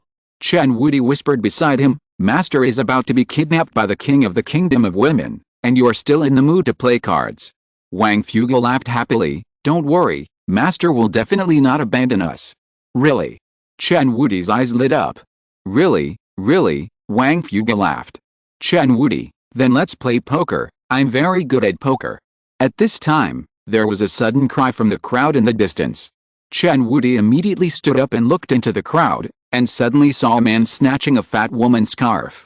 At this time, the snow had covered the ground with white snow. The man must have been too cold to bear the cold in his autumn clothes and autumn pants. He didn't dare to rob men, but could only rob women. He couldn't wear clothes, but he could rob scarves. It's hard to imagine how despicable some people are in adversity. As long as they can survive, they can use all means. But this was just the beginning of the escape. Yan Luiyun and Xiaoi knew that the situation would get worse and worse. The weather was not so cold last time, so human nature had not been pushed to the brink of despair, and food was not so scarce because they found a sweet potato field. But this time it was different. The evil in human nature would be fully manifested at this moment, with its fangs bared and claws bared. Chen Wuti stood up and strode over, let go. The man looked at Chen Wuti, it's none of your business, just take care of yourself. Chen Wuti was amused by the other party, the Monkey King, reincarnated as a human to take care of all the injustices in the world. If you don't let go, you might die from this punch. Yan Luiyun and others beside the campfire watched this scene quietly. They all knew that Chen Wuti was a character. In the past, everyone suspected that Chen Wuti was pretending, but now they found that Chen Wuti was indeed such a person, fantasizing that he could become a hero. In fact, when Yan Luiyun was a child, he followed Ren Xiaosu to the tavern to listen to the storyteller's story. He also fantasized about becoming a hero, but Ren Xiaosu told him at that time that the world does not need heroes except tears. At that time, Yan Luiyun thought that Ren Xiaosu was lying. Obviously, Ren Xiaosu was also very enthusiastic about listening to the story at that time, so Ren Xiaosu also had a dream of being a hero in his heart, but it was extinguished by Ren Xiaosu. If humans give up physical strength as the price of wisdom, then extinguishing dreams is the price of survival for Ren Xiaosu. However, Yan Luiyun thinks that Ren Xiaosu's choice to rescue Jiang Wu and take Chen Wuti on the road means that Ren Xiaosu's dream of being a hero has not been completely extinguished. At this time, the man who robbed the things took the lead in punching Chen Wuti, but Chen Wuti did not even dodge and let the punch hit his face. With a click, the man's wrist seemed to be broken, but Chen Wuti was fine. Yan Luiyun shouted from a distance, don't beat him to death. Chen Wuti, okay. After that, Chen Wuti lightly punched the man in the stomach, and the man slowly fell to the ground, his whole body numb. Chen Wuti said, give him a small lesson as a punishment. The woman whose scarf was robbed stood up and took back her scarf, and then hurriedly said to Chen Wuti, thank you very much. It's a small matter, Chen Wuti said and was about to turn around and leave. At this time, the woman suddenly said to Chen Wuti as if she wanted to get closer to him, we are quite predestined. In this wilderness, if someone can help, the chance of survival will definitely be greater. Chen Wuti and his group of people riding bicycles are too eye-catching. Everyone knows that they are well prepared and have brought food, so this big sister wants to get close to Chen Wuti. Chen Wuti turned around, are we destined to meet? The eldest sister shyly pulled her hair back, aren't you the Monkey King? My name is Zixia, Zhao Zixia. The expression on Chen Wuti's face at that time was as if he was struck by lightning. You are Zixia. You are not the right age. Zhao Zixia joked, maybe I was reincarnated a few years earlier than you. Chen Wuti was a little desperate. This was not just a few years earlier, but more than 10 years earlier. You are too anxious. However, his expression gradually calmed down, and Chen Wuti said calmly, I'm sorry, eldest sister, I'm not your version of the Monkey King. Yan Luiyun and the others were almost laughing silly beside the campfire. When Chen Wuti came back, no one had the heart to provoke him. Before, Chen Wuti said that he was going to find the fairy Zixia, but now he suddenly changed his version. The Monkey King can change versions. This is probably the last way out that Chen Wuti left for himself. Originally, Yan Luiyun and Ren Xiaosu thought that Zixia might be a love tribulation set by Chen Wuti for himself, But now Zixa personally stepped in and helped Chen Wuti cut off his 7 emotions and 6 desires with her bare hands. At this moment, Yan Liwen accidentally saw a person walking slowly in the snow outside. The refugees started to talk. They didn't expect that someone would come from the direction of Barrier 109 at this time. Before others could react, Chen Wuti and the others stood up one after another. Yan Liwen waved excitedly and shouted, "Brother! This way, this way!" Although Yan Liwen knew that Ren Xiaosu must be fine, he could only feel at ease when he saw him. For Yan Liwen, it would be useless to live a comfortable life without Ren Xiaosu. Thank you Luo Wuxian for becoming the new leader of this book. Chapter 196 Respect the elderly and love the young. When Yan Liwen called Ren Xiaosu, some people who had not noticed Ren Xiaosu also looked over. The refugees did not understand before, because Yan Liwen and his people had bicycles, but they did not ride them. Instead, they pushed their bicycles and followed the crowd, not panicking at all. As a result, everyone now realized that this group of people did not ride their bicycles to leave as soon as possible, but were waiting for someone. But where did this boy who just came from the ice and snow outside go before? After all, he could not have just escaped from the barrier. After all, the barrier was now full of terrible experimental subjects. Who could escape from it? They were the last group of people to escape. Suddenly, a girl found out that she actually knew Ren Xiaosu. Wasn't this the bad guy who deliberately cheated her grades during the exam? The girl was Limo, who sat behind Ren Xiaosu during the final exam. After the exam, she went to Ren Xiaosu's class to seek revenge, but she didn't block Ren Xiaosu at all. Moreover, the group of students in Class 7 of Senior 3 at that time were very irritating. They actually said that blocking her from revenge was actually protecting her. At this time, she saw Ren Xiaosu walking in the wilderness among the refugees. For some reason, she suddenly felt that those students might be telling the truth, and not deliberately trying to anger her.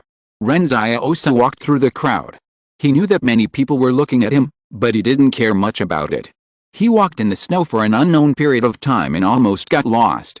It was not because he had poor survival skills in the wilderness, but because it was snowing heavily and there was no reference point. He was able to find Yan Liwen and the others because he had a strong sense of direction. He should have reacted earlier and asked Yang Xiaojun and the others to give him a ride, otherwise there would be no trouble.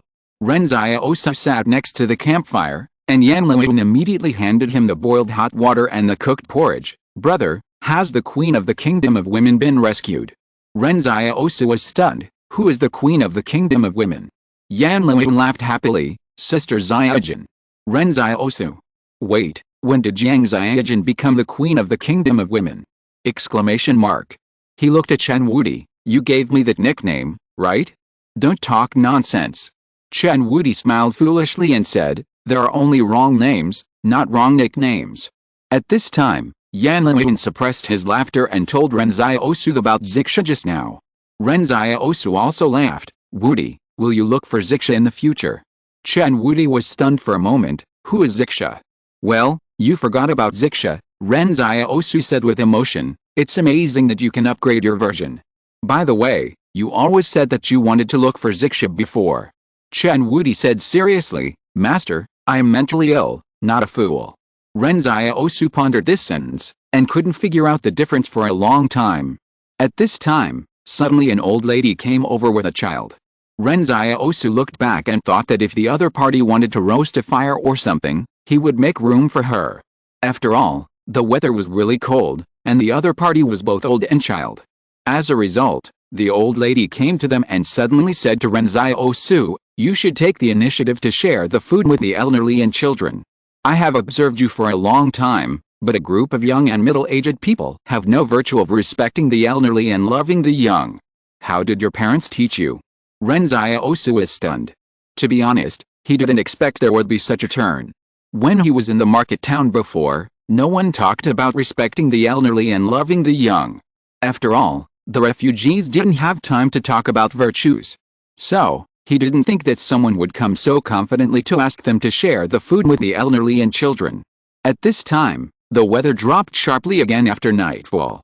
It was really not easy for the elderly to take care of the children. If the old lady was asking for help to eat something, Ren Xiaosu would really give it to her, but when the other party said this, Ren Xiaosu felt a little awkward. To be honest, he couldn't figure out how such a person escaped from the barrier. Suddenly, the child pointed at the golden hoop on Chen Wudi's head and said, "Grandma, I want this." Yan Liwen explained mischievously, "That can't be taken off." "I don't care, I want that," the child said willfully. The old lady looked at Chen Wudi. "What's wrong with letting my grandson play with a headband on your head? Why should a grown man wear a headband?" Ren Xiaosu almost laughed. At this time, a big sister next to him said, "What's wrong with you adults? What's wrong with letting a child play with it?" As she said that, the big sister took off a hairpin from her head and handed it to the child. "Here, this hairpin of Auntie is for you to play with."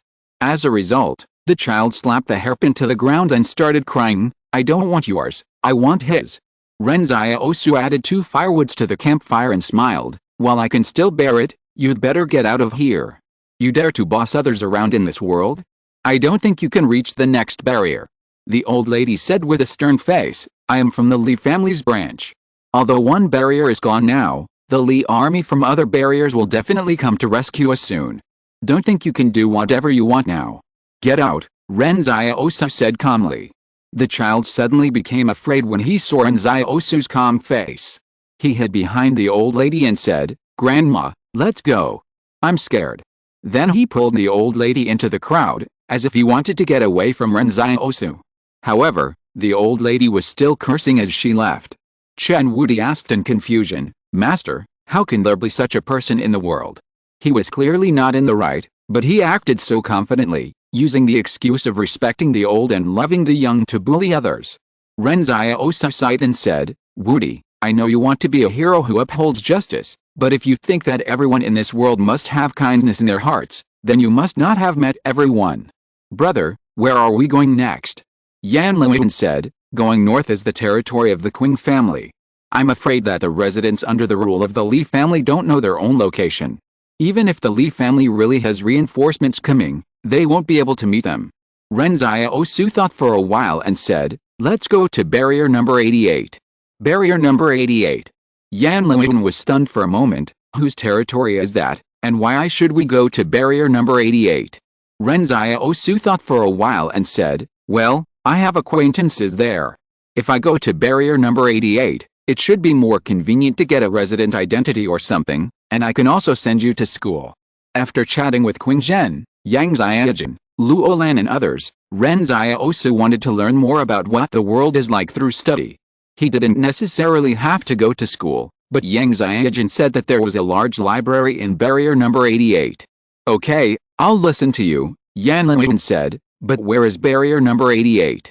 Ren Xiaosu was suddenly struck by lightning. "Yes, where's barrier number 88? Exclamation mark. If you're listening to this novel on a channel other than Fanfic World, it means they downloaded and uploaded it without effort. We cordially invite you to visit our channel, Mundo Fanfic Novelist. There you'll find the original version of this story and you can explore many other novels of various genres. We're waiting for you to immerse yourself in a world of incredible novels. Chapter 197 Car Robbery. These days, each consortium rarely releases maps of the areas they control, so that people don't actually have a clear concept of the geographical location. Usually, when people describe the next barrier, they describe it as front, back, left, right, up, north, and down, but as for the exact distance and exact location, no one knows. Ren Xiaosu thought that this barrier was actually a huge alliance, and no one had made a complete map. Each consortium defended against other consortiums like a thief. Of course, he thought that each consortium might have a more detailed map, but it was kept secret. This led to, although Ren Xiaosu planned to go to barrier 88, he was embarrassed to find that he didn't know where barrier 88 was. Ren Xiaosu thought for a long time, "It's not a big problem, it should be in the north, we should be there if we walk a little more." "Why do I always feel that what you said is not so certain?" Yan Liwen said. He ran to ask Jiang Wu next to him, but found that Jiang Wu didn't know where barrier 88 was either. According to Yang Xiaojin, there are 2 barriers between barrier 88 and barrier 109, and the total distance should be between 500 and 1,000 kilometers. It would be difficult to walk there. Under normal circumstances, even if ordinary people go to another barrier, they can only go to the adjacent ones. It is really difficult to go to the ones that are too far away. Only the consortium has the ability to carry out such a wasteland crossing. Therefore, it is normal that Jiang Wu does not know. Brother, are we going to cross 1,000 kilometers by bicycle? Yan Liwen felt desperate just thinking about it. Ren Xiaosu thought for a long time, if we can't reach the next barrier, we can find a chance to get a car and drive to barrier 88. What about getting a car? Brother, you can just say you want to rob one. There's no need to be so tactful. Yan Liwen said, now Qing's barrier 111 is the closest to us. If you are determined to rob a car, I suggest you go to barrier 111.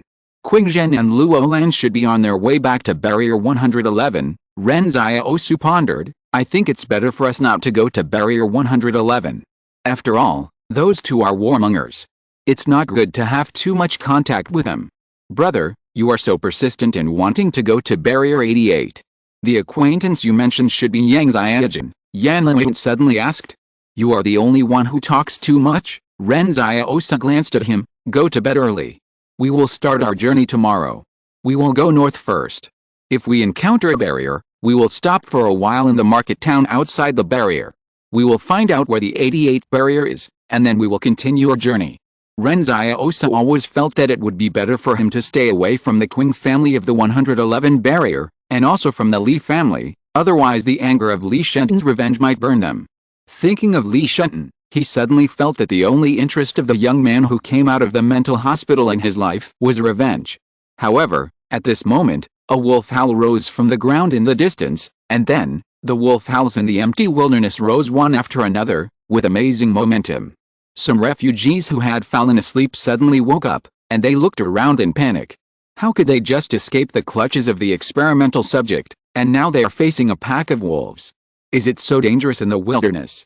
Someone whispered, look at the hillside over there. Everyone looked over and saw hundreds of white wolves as big as bison standing on the hillside and staring at this side quietly. The size of the white wolves was completely different from what the people of the barrier had been taught.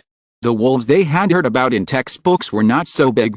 If these wolves attacked the refugee camp, I'm afraid most of the refugees would be killed or injured tonight, and it would be difficult for the remaining people to escape the pursuit of the wolves. Ren Xiaosu remained silent. He knew that the other party would not attack the refugee camp, because if these wolves would attack the camp, they would have died on the way to escape from barrier 113. But he couldn't figure out why these wolves were always following them. Ren Xiaosu had a hunch that the wolves appeared here because of their small group of people, not because of other refugees. However, he couldn't be 100% sure. But the refugees didn't know all this. When they saw the wolves coming, they got up and continued to flee north in panic.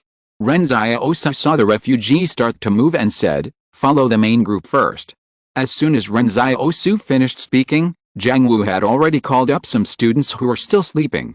No one asked why. Anyway, they went because Ren Xiaosu asked them to go.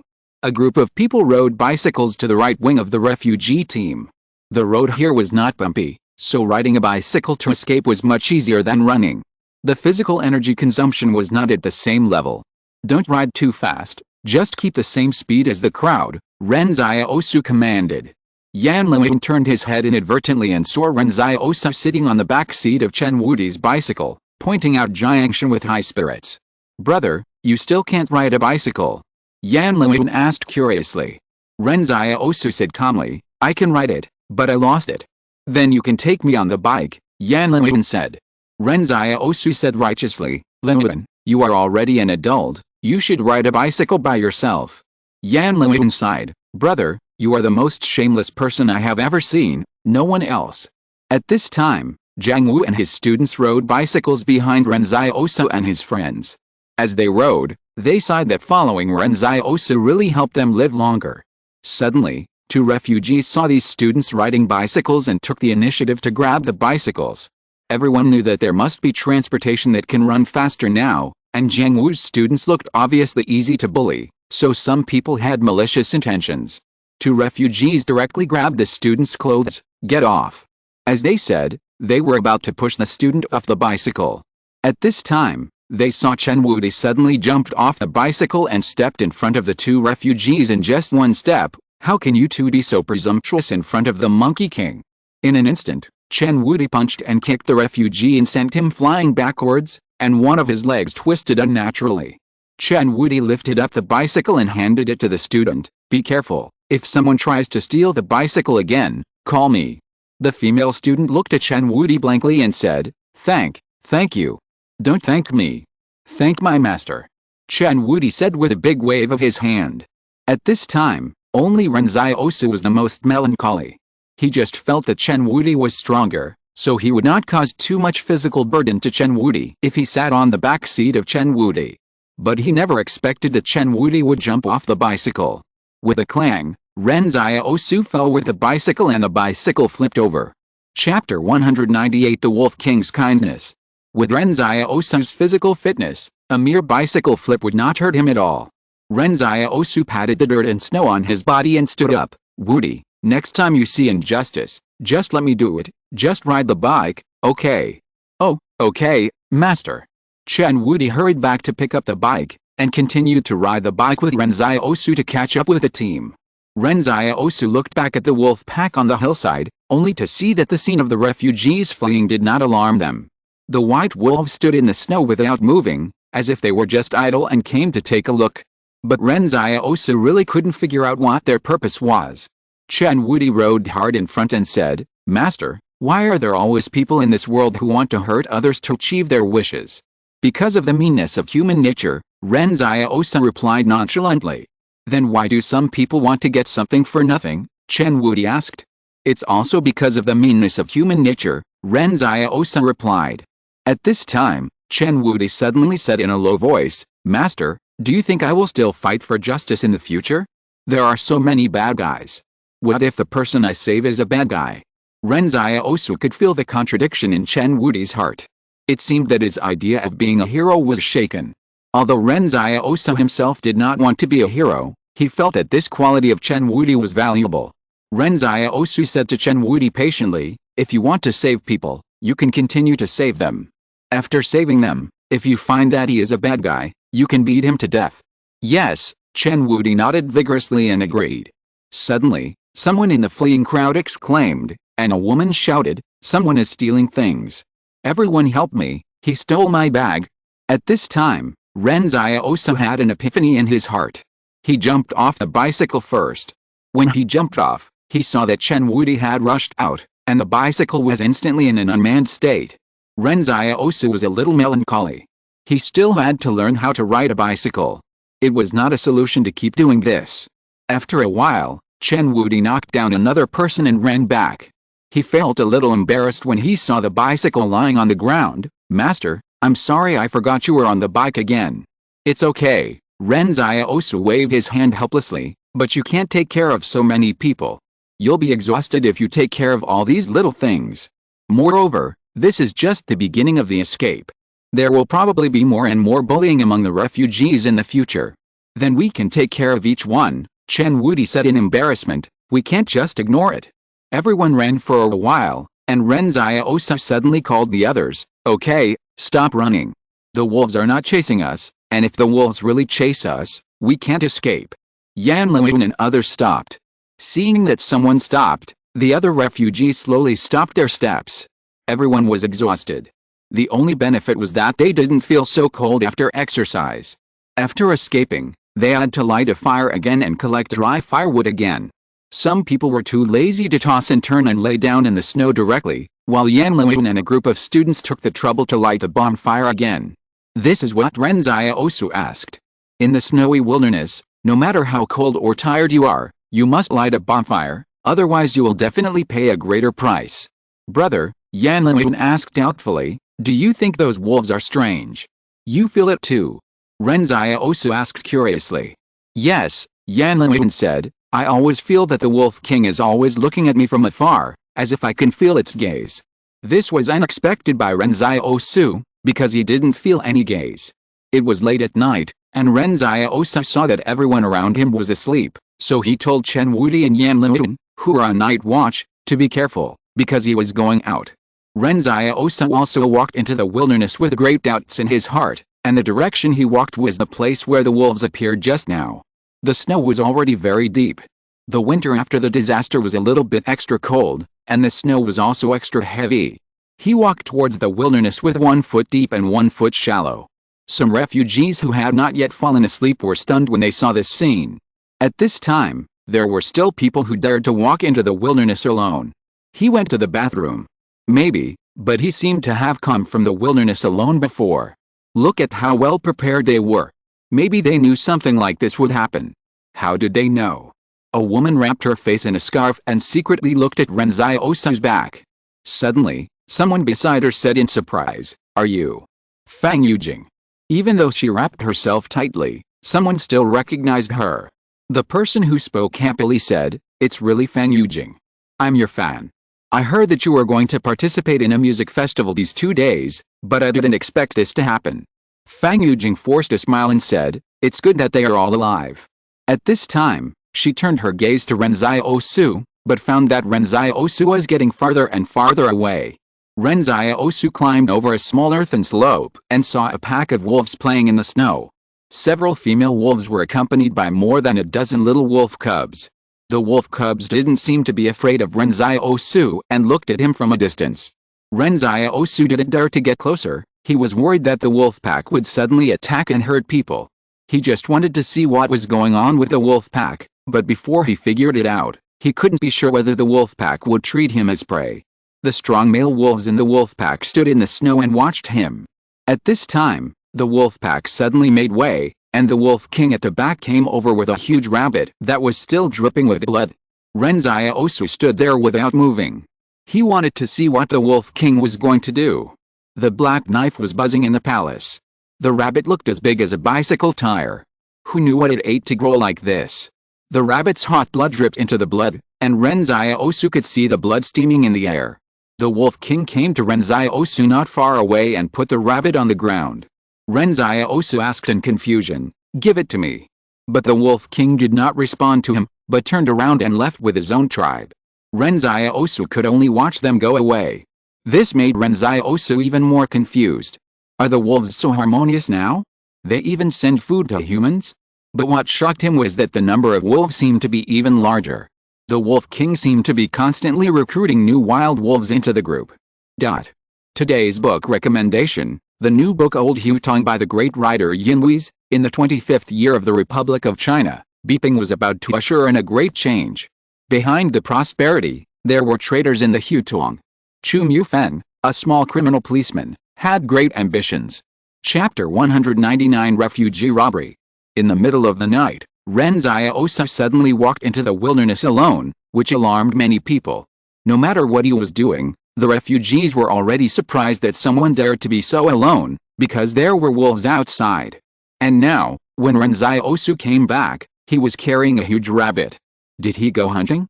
Seeing the cold weather, snowflakes as big as goose feathers kept falling from the sky. Many people were worried that they would be buried under ice and snow when they woke up. However, even in this bad weather, someone went out and caught such a big rabbit. When the Wolf King left the rabbit, the snow was already very deep. At that time, Ren Xiaosu silently watched the Wolf King clear the way in the snow, flattening the snow in front, and the wolf pack followed behind him, so that it would be much easier to walk in the snow. Ren Xiaosu didn't know what the Wolf King meant by throwing him a rabbit, but he always felt something was strange. On the way back, he found many surprised looks, but Ren Xiaosu would not explain to them that it was given by the wolf pack. Arriving at their camp, Yan Linwen asked curiously, "Brother, did you hunt the rabbit yourself?" Ren Xiaosu lowered his voice and said, "The wolves gave it to me. The Wolf King doesn't seem to have any ill intentions towards us. We can rest assured for now. At least we don't have to worry about the wolves attacking us. If the wolves had ill intentions, then just now would have been the best time for them to kill Ren Xiaosu." The distance between them was just a matter of leaping. However, Ren Xiaosu was not in a hurry to eat the rabbit. Everyone had already gone to bed and had eaten at night, so they were definitely not too hungry. The refugees next to him were also hungry that their eyes were green. After all, some people really had nothing to eat during the 2 days of fleeing. If it hadn't snowed today, they wouldn't even be able to replenish their water. However, the snow looked white, but it was not as clean as imagined.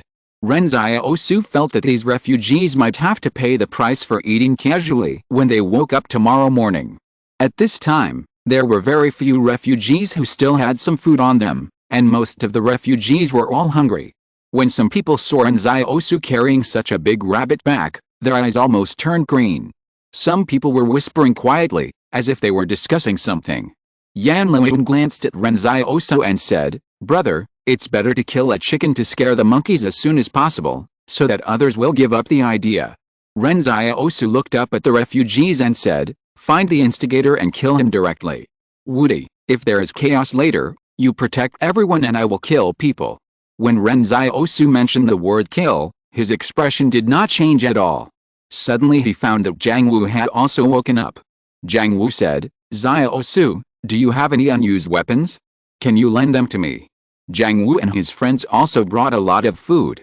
Although the refugees now seemed to be attracted by the rabbits, they were also potentially dangerous. However, Jiang Wu did not ask Ren Xiaosu to protect them, but asked Ren Xiaosu to borrow weapons and tried to protect himself. Because Jiang Wu and his students had their own independent campfire, the two sides still looked like two groups of people. Ren Xiaosu had also said before that Jiang Wu and his friends had to save themselves in the wilderness. Ren Xiaosu smiled and quietly handed Jiang Wu a gun. After the incident at Barrier 109, he had quite a few guns in his storage space. At least one gun for each member of the team was definitely enough. When the Li Consortium's army was attacked by Li Shuntan, many soldiers died and many guns were lost. Ren Xiaosu was there at that time. "Teacher Jiang, can you use a gun?" Ren Xiaosu asked. Jiang Wu shook his head, "No." Ren Xiaosu asked again, "Have you ever killed anyone?" "No." Jiang Wu shook her head again, but her tone soon became firm. "For the students, I can kill. Why don't you give the gun to the boy? I think the student named Wang Yuqi is quite strong. He can exercise," Ren Xiaosu said. "No," Jiang Wu said, "their current mission is to learn, not to kill people. I know it's not good to protect them in this way in this world, but I know that many people will change their temperament after killing people. As long as I can protect them for one more day, they don't need to bear the sin." At this time, Chen Wudi said in a daze, "If I don't go to hell, who will?" Ren Xiaosu suddenly said to Chen Wudi, "With a teacher like Jiang Wu, it makes sense for you to be a hero." At this time, someone in the refugee crowd stood up first and walked towards Ren Xiaosu and his group. Ren Xiaosu smiled at Yan Liwen, "Remember what these people look like." The refugees came over aggressively, and Ren Xiaosu suddenly found that even the old lady who was relying on her age was in the crowd. But at this moment, Chen Wudi's expression was a little strange. "Master, there are people I saved in the crowd." Before, a man was robbed of his coat, but was stopped by Chen Wudi in time, but now, that man teamed up with others to rob Chen Wudi and his group. Ren Xiaosu didn't know what to say. The refugees came to Ren Xiaosu and said, "You must have known in advance that something would happen to the barrier. Is the incident at Barrier 109 related to you? Why, do you have to find the moral high ground first?" Ren Xiaosu said with a smile, "The barrier will be in trouble. The Li group knows, the Qing group knows, and the Yang group knows, but you don't know." Everyone looked at each other. This was the first time they heard about this. But soon someone raised his voice and said sternly, "There are only so many of you. How can you eat so much? And you brought so many things. Why can't you help everyone?" As they were talking, someone came over and tried to carry the huge rabbit away. Ren Xiaosu sneered, took out a pistol, and fired a shot into the sky. The crowd was stunned. They didn't expect that Ren Xiaosu had a gun on him. The crowd began to retreat quietly. Some people even dragged others in front of them, hoping that they would not be the ones to die when the bullets came. "Who suggested that you come and rob?" Ren Xiaosu said with a smile. The voices in the refugee crowd became noisy. "It's not me, it seems to be the one in blue." The one in blue panicked. "It's not me, don't talk nonsense. I told you not to come but you insisted on coming." "Okay, no need to argue." Ren Xiaosu calmed down. "I know who it is." He raised his hand and shot at the instigators in the front row. In just 2 seconds, the 3 conspirators were found and shot dead by Ren Xiaosu one by one in the crowd. The crowd began to scream in retreat. Not only did they not expect Ren Xiaosu to have a gun, they also did not expect Ren Xiaosu to shoot. This is a mob, they have no goals before doing things, and they don't consider the consequences. When something really happens, one person can scare away 10,000 of them. The man that Chen Wudi helped before fell to the ground because he didn't stand firmly. The crowd trampled over him, but he didn't have the ability to stand up again. As a result, someone suddenly shouted in a low voice, "Rob those students, they have no resistance." Everyone turned their attention back to Jiang Wu and others nearby. The refugees all knew that Jiang Wu and others also had food. Chapter 200 Jiang Wu. Extraordinary. At this moment, the refugees who had been hungry for 2 days were like possessed. When they heard the word food, they rushed towards Jiang Wu and his team again. Because everyone had noticed this team before, Jiang Wu and Ren Xiaosu's team should have a good relationship, but there was always some estrangement. Didn't you see that the two teams even ate separately? But they didn't understand that it was just that Jiang Wu wanted to be self-reliant and not be a burden to Ren Xiaosu and his team.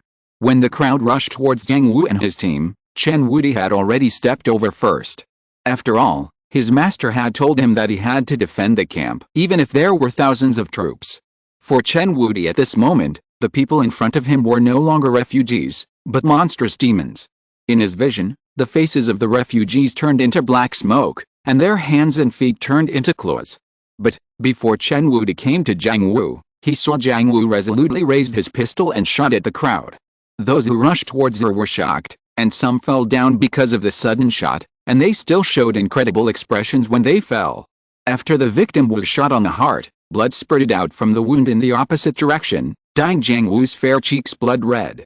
However, the students were not very scared when they saw this scene. Instead, they felt that a little bit of blood was like plum blossoms in the snow. The crowd retreated again in shock from the gunshot, while Jiang Wu kept holding the gun and panting, as if he was stunned. Ren Xiaosu watched this scene from the side. In this world, good people like Jiang Wu have been forced to shoot and kill people. Sister Xiaoyu walked over and slowly took the pistol from Jiang Wu's hand. Only then did Jiang Wu slowly regain consciousness. Sister Xiaoyu comforted him, "It's okay, it's okay." Ren Xiaosu looked at Jiang Wu and asked, "Are you scared?" In the ice and snow, the swaying orange-red bonfire made Jiang Wu's face look extremely soft. Jiang Wu turned his head with red eyes and looked at Ren Xiaosu and said, "If I don't go to hell, who will?" At this moment, Ren Xiaosu suddenly found that all the blood on Jiang Wu's body gathered involuntarily in her hands, and finally formed a blood-colored plum blossom. There was only one plum blossom on a plum blossom branch, and the edge of the plum blossom petals was as sharp as a knife. Then, the plum blossom scattered, and the 5 petals flew up and down around Jiang Wu, as if protecting her. The wind blew around Jiang Wu, and Jiang Wu's soft hair seemed to have life. Ren Xiaosu threw a piece of dead wood at Jiang Wu thoughtfully, and the plum blossom petals crushed the dead branch as if they had perception. Now it was Ren Xiaosu's turn to be stunned. He never expected that after this shot, Jiang Wu would become a new extraordinary person. The students came forward and looked at Jiang Wu with joy. When the students approached, the plum blossoms returned to the plum blossom branches, as if they were about to bloom. "Teacher, you will also be an extraordinary person in the future," the students said happily. At this time, Wang Fuge took out his pistol, which was given to him by Ren Xiaosu a long time ago. He looked at the pistol, then at the fleeing crowd, and fell into a struggle. Ren Xiaosu said unhappily, "It has nothing to do with the gun and killing. It is purely the effect of the sublimation of spiritual will." "Then can I sublimate it?" Wang Fuge asked expectantly. Seeing that Wang Dalan doubted his bloodline all day long, he also wanted to prove himself. Ren Xiaosu was amused by Wang Fuge. "Don't think about that mess. Not everyone can become a superhuman. Even if they are not superhuman, they can live well." At this time, the refugees had already hidden far away, fearing that Ren Xiaosu would continue to settle accounts with them. Until this moment, they realized that the moral kidnapping and public opinion that worked in the barrier no longer worked. This is a wasteland wilderness, not a barrier. In the past, they thought that as long as there were many people and as long as they dared to make trouble, there would be a result. In the past, they believed that as long as they stood on the moral high ground, others must succumb. But this is not the case in the wilderness. Ren Xiaosu told them with a sound of gunfire that they were wrong. Since everyone was awake, Ren Xiaosu simply cut open the rabbit and roasted it, so that everyone could have a taste of meat. After entering the barrier some time ago, Sister Xiaoyu discovered that the meat in the barrier was also very expensive. Even the protein-synthesized meat was ridiculously expensive. So in the barrier, they ate less meat. Now in the wilderness, Ren Xiaosu has the ability to hunt, so he can naturally catch more wild animals and make up for the meat he didn't eat before. In the early years, although Ren Xiaosu could hunt, his physical fitness and ability limited his hunting targets. Now he doesn't have to just focus on sparrows. The fat rabbit with its fat meat was put on the fire. Ren Xiaosu took out the honey from the storage space and cut a series of notches on the rabbit meat. Soon, the fat on the meat dripped into the campfire. The students on the other side were drooling with greed, but Ren Xiaosu didn't say to let them eat, so they could only watch honestly. When they were fleeing, Jiang Wu repeatedly told them that they had to rely on themselves for everything and not to rely on others for help. Suddenly, Ren Xiaosu smiled and said, "Come and eat too." The students looked at Jiang Wu expectantly. "Is it okay, teacher?" Jiang Wu smiled and nodded. "Go ahead, remember to say thank you." With just a little barbecue, Ren Xiaosu earned more than 40 thank you coins in a short time. Some students said thank you several times in a row, and each time they said it was sincere. Ren Xiaosu thought that these well-educated students were too polite. Ha ha ha, eat more, eat more. A group of people gathered around the bonfire expectantly. Ren Xiaosu looked at the students sitting beside them with their knees hugged, swallowing their saliva. He saw that the surface of the meat was already browned, so he cut off a small piece and shared it with everyone. As a result, the students were humble to each other and only cut a small piece and passed it to the next person. It must be said that Ren Xiaosu felt that Jiang Wu really educated them well. At this time, the smell of meat drifted towards the refugees along the direction of the wind. The refugees sat on the snow blankly, but could only smell the smell.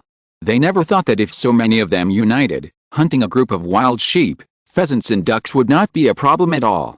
These creatures in the wilderness have multiplied a lot after being freed from human sanctions. But they never thought about getting anything through their own efforts. While eating, Jiang Wu's students suddenly said to Ren Xiaosu, "Can you teach us how to hunt, or teach us how to use guns? We also want to get food by our own ability, and we have to protect our teacher in the future." End of this chapter. Thank you very much for reaching the end. Don't forget to like. Looking for more exclusive content and immediate access? Subscribe to our Patreon. Remember, every like, subscription, or donation encourages us to continue. Thanks to everyone. See you in the next video.